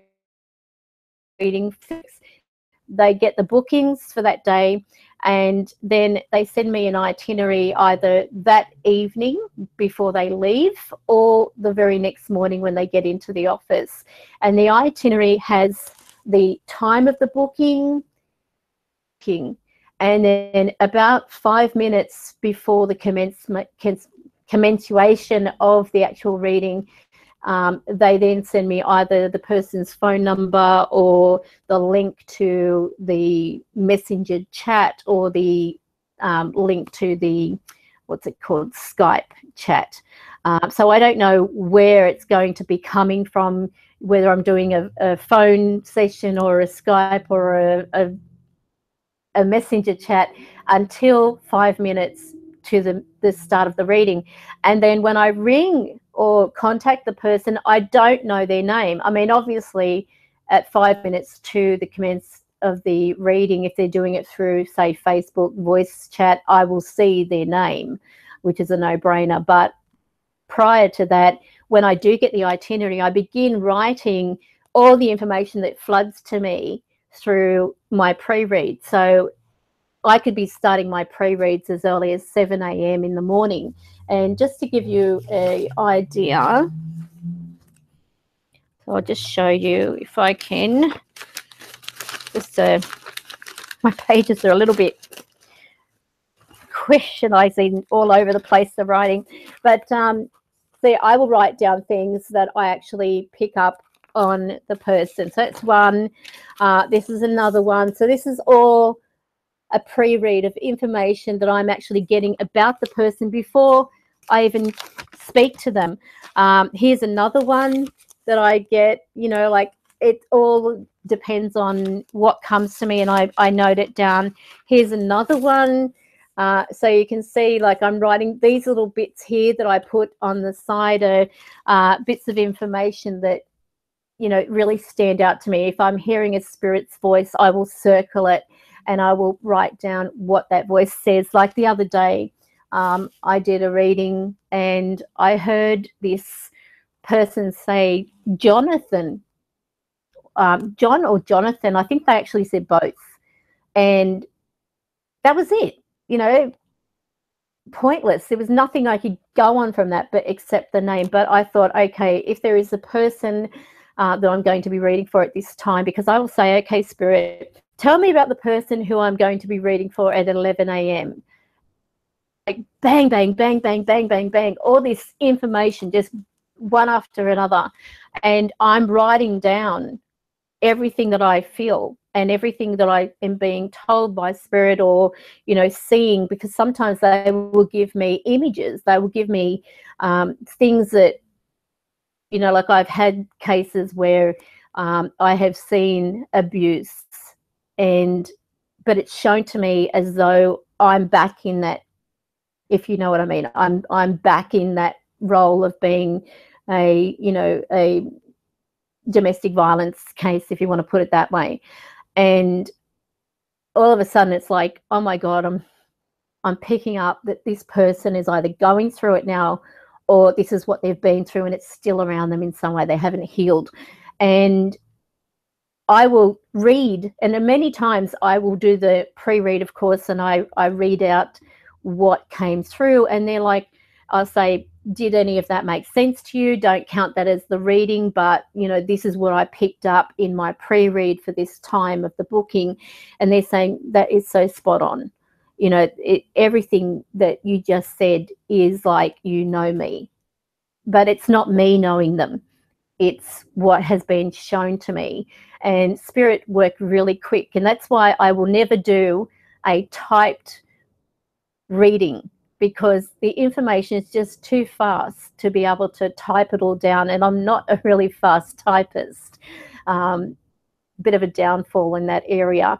But that's how I work. And if people are, you know, like I will always say too, just for those who are interested, that is, I will also say if there are any spirits here for this person that I'll be reading at 11 a.m., if you have anything to say or if you're present, you know, just tell me your name or pass on the message now, so that way I'm not sitting taking up the entire reading with, you know, stopping and starting and this is what they're saying and being the go-between, because that can take up time, which can then take me over the book time, which can affect my next appointment. As you can understand, I'm usually going from one reading straight in. You know, sometimes I get, like, if I'm lucky, a half-hour break. Sometimes I don't have a break. And I'm just going from one person straight to the next client. So that pre-read is my way of, okay, this was marked at 11 a.m. The next one I might have 12 p.m.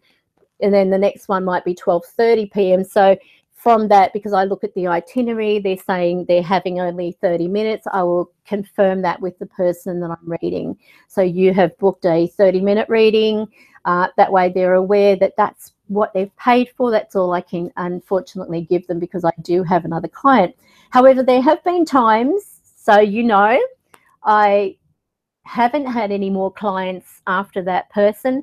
So I have no hesitation. If they've still got information coming through, I'll continue to give that information to the client. And the other day I had a lady who booked a half-hour reading and ended up with 1.5 hours for her time, like for her reading. And that's just how I am. I'm not, you know, look, money is important. We all need it. But at the end of the day, there is some things that are meant to happen. There are reasons why I might not have another client after that person, because they need help and they might not have all the money to afford to pay for a 1.5 hour reading. So if I do have the time, I'll give it if there is more information coming through. But I also have to, you know my limitation, because I can, you know, run myself into the ground literally with exhaustion. Just being like a go-between. Anyone who is an interpreter out there will know the kind of feeling it is to become mentally exhausted, because you're translating what a person is saying to English or to another language, and you're going back and forward, speaking one language to them and then giving, you know, that information translated to the other person. So that is really exhausting, and that's pretty much what it's like being a medium. However, you're not dealing with other languages and translating them. You're translating the information that is coming to you and the kind of feeling that you are getting also have to be translated to be connected to that person. So yes, it is very draining at times, and you know, but I do my best to help as many people as I can. Mind you, I have to make it known, I do get a lot of people who will send me a friends request on Facebook, and I mean, I'm hardly on there. You know, every now and then I might hop on and I'll, you know, post up what's happened, some silly thing that Spirit's done or something that, you know, and I will then, and what this sort of like annoys me, and I have to put it out there, and no offense, but there are some people who, they send you a friend's request and you'll accept, and next minute they're messaging you, can you tell me what's happening with, you know, can you give me a reading? Can you do this? Can you? And I really do. And I have to be honest, I feel used when that happens. If I say, look, I'm, you know, if anyone needs help at the moment, you feel free to inbox me and I will, you know, if I've got time. I seldom have time. Friday nights I make time for this live stream naturally. So I will have the live stream, you know, open till whatever hour, because of the fact that, you know, I say to my staff, that's my time, that's my fun time. So don't book anyone after a certain time limit, like, you know, the cutoff time is 7 p.m. So that way I'm able to, you know, take in a little bit of a breather, have a coffee, and then go on the live chat. So as you can understand, it is sometimes you feel like it's a curse, because it's, I guess, like a rich person. How do you know who your real friends are? You know, you're okay if you've got money, but then, you know, if you're doing readings, they seem to expect that because you're now on their friends list, you owe them readings. But I will do this because I want to, not because I'm, you know, being nagged. What do you see? I had to, at one point, unfriend, and it really hurt me, this person who had lost their dog, and they were asking me what I mean, I don't talk animal, but they were asking me what I saw, and I was getting images from Spirit. Okay, they didn't tell me initially they had lost their dog or what they wanted, you know, because I say, don't tell me anything, otherwise you're contaminating whatever comes through, and that means that it's wasted my time because you've told me what's happening. I mean, in relation to whispers, with the situation, I obviously, that's why I'm doing the reading, to see if there is anything further that can be, you know, shedding some light on possibly the outcome of where this will take her. Maybe it's a blessing in disguise, who knows? But I won't know until I begin that reading and then make the connection. But yeah, so in relation to this person who I had to unfriend, they were getting to the point where I could not, I don't know how they knew I was online, but they were getting to the point, every time I would hop online or have my Facebook open, where it might be showing me, what's it called, where there's like memories, I think it is, where you've got memories that pop up, you know, on the thing. And as soon as it's like they knew. The minute that I was on, up would pop a message, oh, you're on, can you tell me, or have you had a chance to do this? And I'm like, oh my God, they're stalking me. And I had to nip it in the bud. But then what I actually found, Chris said to me, have a look at this page, which is to do with readings. And lo and behold, that person who was asking me things was on that page asking that person things. The same things that I had already answered, they were putting to this person. And I actually put a note underneath. I don't know whether it was like, you know, got my back up a bit, but I put a note underneath saying, I have already given you that information. You know, what are you doing? you're testing spirit, you know, like, sure, ask other people, but just don't use people, you know, those ones that go out of their way to actually use a person and abuse it. That really annoys me. So I'm going to go to hell now because I've said, you know, but you know what I mean. I mean, if you're a plumber, you're not going to go and do all your friends on Facebook free plumbing and set up a free sink and all the works because you're their friend. It doesn't work that way. This is all the, you know, life that I have basically, and I do have to cover a lot of expense. One good thing is with Skype and also the Facebook Messenger in the chat, that doesn't cost anything. It's just taking time. But on other occasions, you know, I'm paying quite a lot out. And on top of it, I've got staff as well. You know, I have to have the staff because I will refuse to book my own readings. I just cannot do it.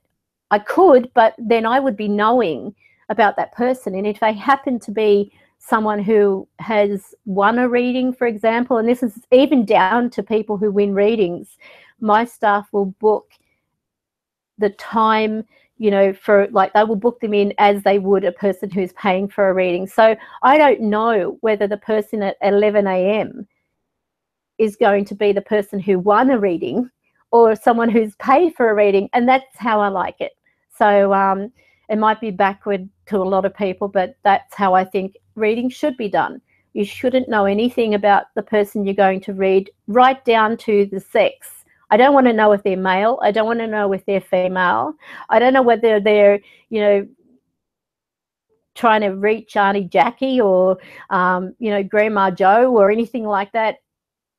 Know that whatever comes through in that reading is what comes through, and it's there for a reason. And I feel like that's been the strength that I've got in what I do, because I do things differently. I will not, you know, when a person has a reading with me, and sorry for taking up time. I mean, do you really want to hear this? Is it interesting at all, or is it, you know, I know. I don't work 24/7 if I can help it. I do have spirits that will, you know, come and see me after hours, and I will, if they've got a message there, I will actually post whatever they say up onto the page, and I'll say spirit message from Joe Blow. They're saying this, that, whatever. And about it is hearing back from people who say, oh my God, that was my husband, or that was, you know, so and so, that, you know, we were wondering how they were and we were hoping that they would go to you and tell you. Sometimes they do, sometimes they don't. But I can't just say, yeah, Joe Blow, that's an Australian expression. I won't just say that someone's here if there's no one here. I don't know whether you heard earlier, but I actually had Chris in the room who was like tapping around and making a bit of motion, but nothing really, you know, out there kind of thing. But this is where, you know, as a medium, you can't just shut them out. You can't just, you know, put on a hat and all of a sudden the spirits are not even talking to you. I wish. I've tried headphones and they still will talk if they want to. But that's how, you know, going back to my readings, that's how I do them. I don't know anything. I don't even ask them when they start having a reading with me, okay, who is it you want to contact, or what is it you want to know? That is irrelevant for why you're having a reading. And at the end of the reading, then I will say, now do you have any questions? Is there anything you want to ask, you know, that I haven't covered? Or, you know, sometimes I'll say, no, you've answered everything. And then I'm left scratching my head like, what was that person really wanting a reading about? So, yeah, that's where, you know, with my readings they work. So hello, Fallen Angel, Carolyn. Hello, Rachel, Jude. Hello, 80s time again, full of wonder. We have, I'm just going to go through and give a few shout outs. We have Ray Clark. We have Whispers from Heaven, Judith Wilburn, Zara Hilton, Order of Magnitude, who is now doing some kind of parent thing. Who else have we got in here? Haunted Infection, Laurie B. Another shout out, Springtrap-trap. Who else is in there? And many of them may not be on at the moment. So if they go to watch this later on, then they'll hear their name being shouted out. And we have, just going back, Appydroid development. Don't forget, Appydroid have a website, which I mentioned earlier. And if I see it on here, I'll read it out. There's also Psygnosis and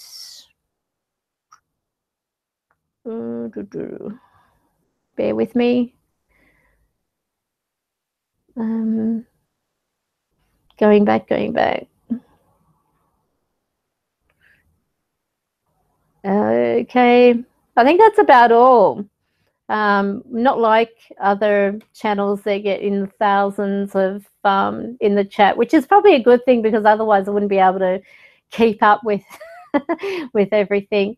So I hope that tonight in some way this has been helpful. If you did miss about what draws spirit closer, in a nutshell, oh, here we are, it's appydroid.co.uk, so go check it out. And if they've got a subscribe button, make sure you subscribe. Oh, thank you. I actually had my hair by my daughter. Yeah, cheapskate. So it's yes, thank you for that compliment, Fallen Angel. Others might say, oh God, her hair looks terrible, but what do? You can't please everybody. I've got to wear it.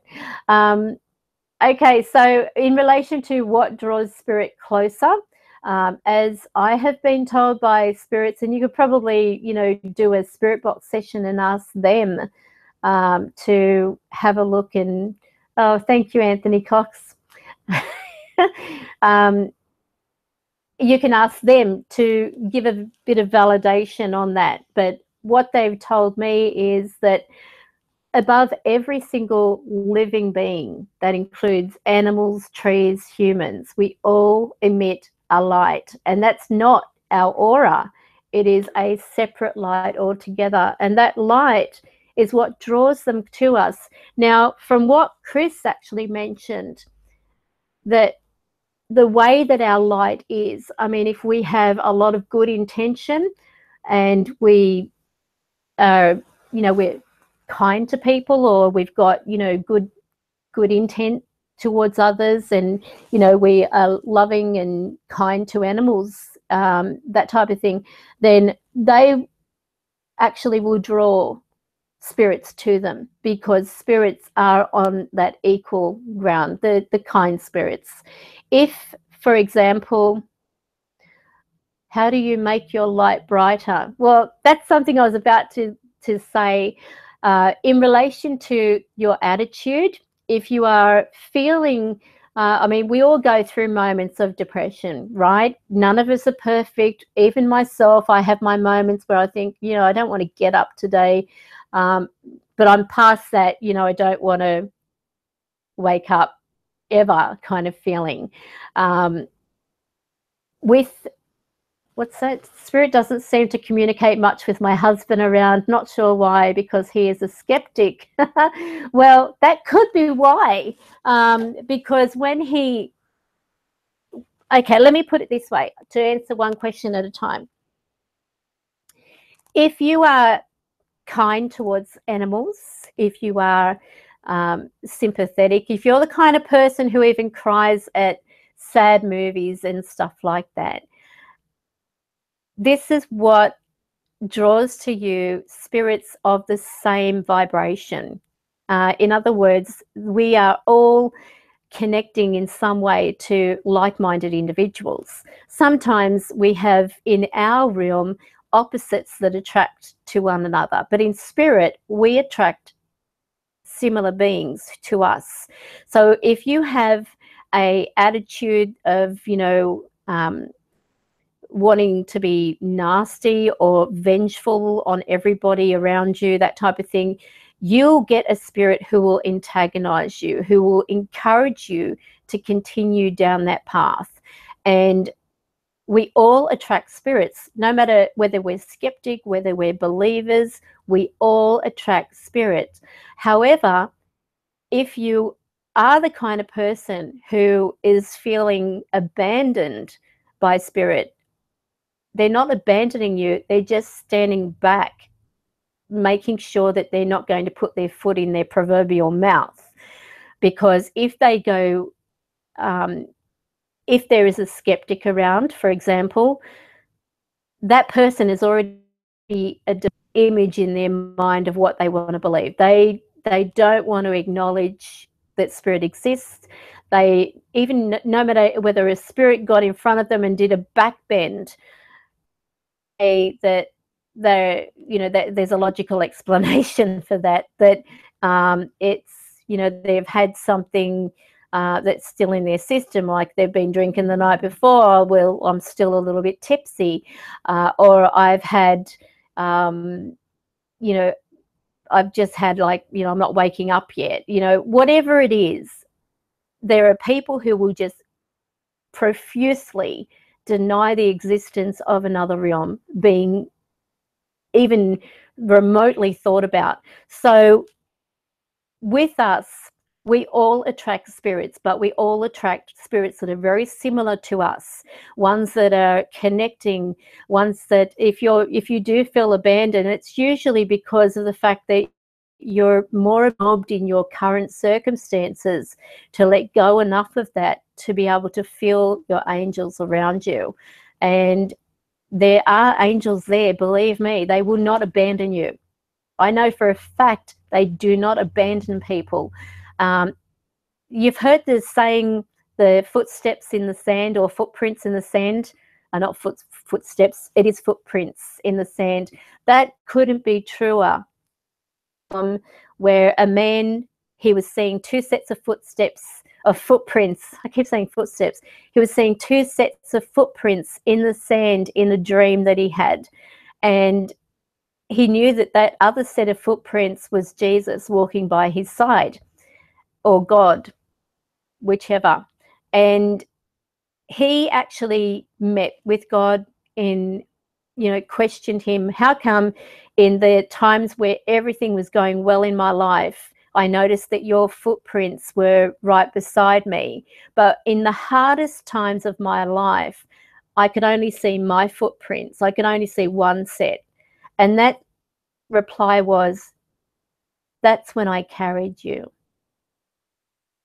And that is the most truest, I mean, whoever wrote it, and I don't know whether it's an anonymous poem or whether it's got a person's name, but don't ever feel that you have been abandoned. This is a time where you are being given an opportunity to, look at it as a valuable moment in your life. You are being given an opportunity to ask and connect with your angels and have them work miracles, because we don't see miracles while we are blocking ourselves to things, because we are so consumed in our current problems and our circumstances. It's like we've got our blinkers on. We cannot see the helping hand given from spirit or our angels, because we are so focused on the problem. And if you think about many people, they turn to drink. If you write down on a piece of paper, problem, just the word problem, and get a glass and fill it up with alcohol or water, for example, as an example, just as an example, put that word behind or on the other side of the glass, you'll actually see it magnified, which means drinking is not going to make things better. It's going to magnify the situation. It's going to amplify it. So to, you know, feeling alone, you are never alone. Even in times where you think you're alone. I mean, of course, if you're on the toilet, you want to be alone. But they are carrying you. And that is something you, at this time, hand it over to them. Just say, I can't deal with this alone. I don't want to feel abandoned. I want to trust that you're with me. Give them an opportunity to show you a miracle, because miracles are still happening in our day. They really are. So, yeah, sorry for adding the toilet. Now you've got this image of people, or me, hopefully not on the toilet, but you know what I mean. Ask them to give you an opportunity to see a modern day miracle, because they do happen. It's because we are trying, if you think about, say you've got this problem, and it's a real problem. I mean, you couldn't get any realer than in a position where you're losing your home, for goodness sakes. And look at that as being a big hat. That is a problem that you've got tight on your head. That hat rim is so tight, it's choking you. If your head can get choked. Get it right, Karen. Anyway, imagine that this, you know, wind is powerful. The wind itself is invisible. You can't see it, but you can feel it. You can actually feel that wind around you, and it's blowing things about. But many people are constantly holding on to that hat, holding it onto their head. No matter how tight the hat is, they will hold on to it, preventing that hat from blowing off. Now, that means that if you look at that symbolically, and this is how, just a little example of how things are given to me through spirit as symbols. So say, for example, you're preventing that hat going off with the wind, being carried. So you're holding on to it. You've got to look at that hat symbolically as your problems. You are holding on to the problems, but you're wishing for them to go away. So how can they be taken off by the wind, which is spirit or your angels, if you're holding on to them? You have to physically use that image as a way of saying, right, I'm going to picture myself, and everyone who's got a problem right here, watching right now, do this.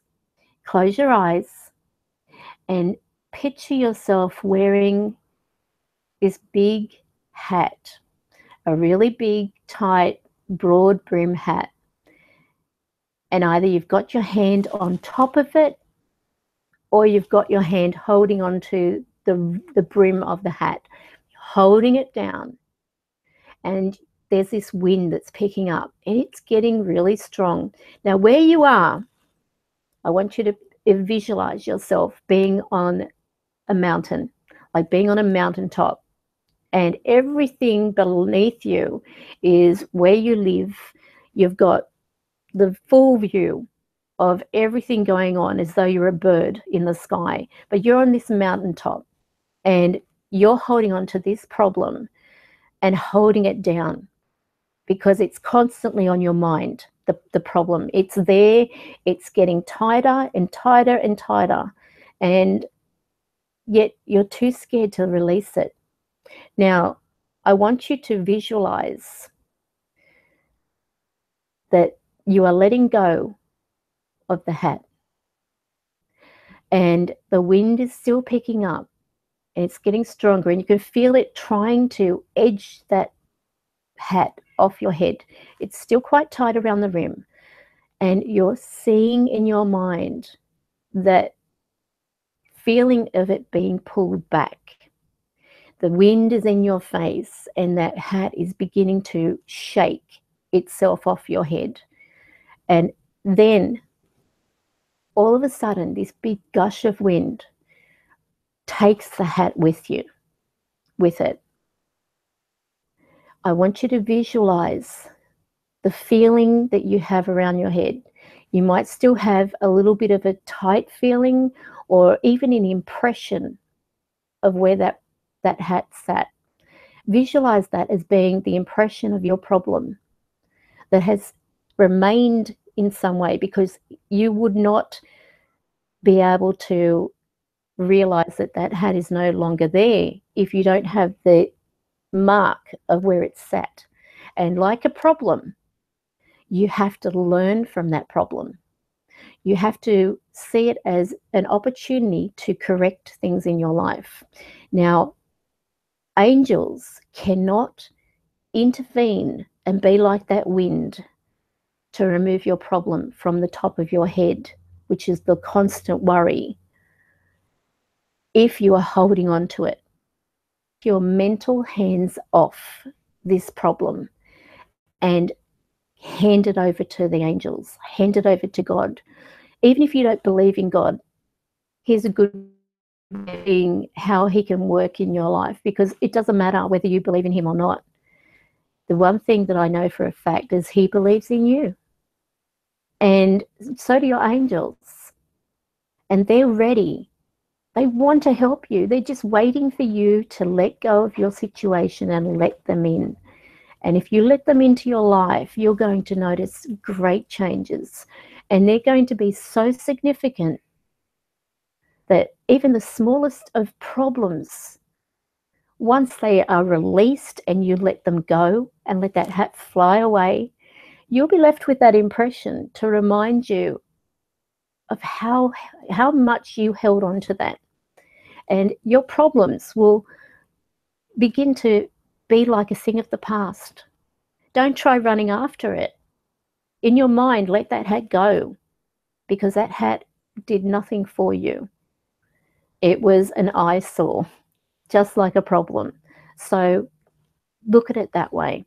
Do that as much as you can. If you feel like you're beginning to stress over something, or you're beginning to become, like having a panic attack because of the feeling that this is actually giving you, then begin to visualize yourself back on that mountaintop, wearing the same hat that you picked up. If you have that problem back in mind, you have run after that hat and you've picked it up. So you've got to trust it and let it go. And know that that wind, that invisible force, is working for your benefit. That problem off your head. It's going to take it out of your mind completely and release you from whatever toxic situation you are faced with. Because sometimes the situations that we are faced in are actually tests to see if we do trust enough to let go. Sometimes we have some really awful things happen in our life, but they're all tests. What's this from Fallen Angel? I've been called a bollocks the minute I switched it on, and who is that girl? So I don't know what you're talking about there, so obviously there's a different discussion altogether, but for those that are listening and taking this in, I really do hope that opportunity of releasing some of the problems in your life. So what I'm going to do now is I'm going to go. You can all chat among yourselves that are there in the chat room. So thank you for coming along to the live stream and, being here tonight or today, wherever you are. So I'm going to go, and then I'm going to contact Whispers from Heaven and hopefully find some light at the end of this tunnel that she's in. So God bless everybody. Have a great weekend. And don't forget, look forward to some of I'm going to be doing, time pending, of course, I'm going to be doing some more reviews on apps. So I hope you're looking forward to those. But take care. I'm off. See you later.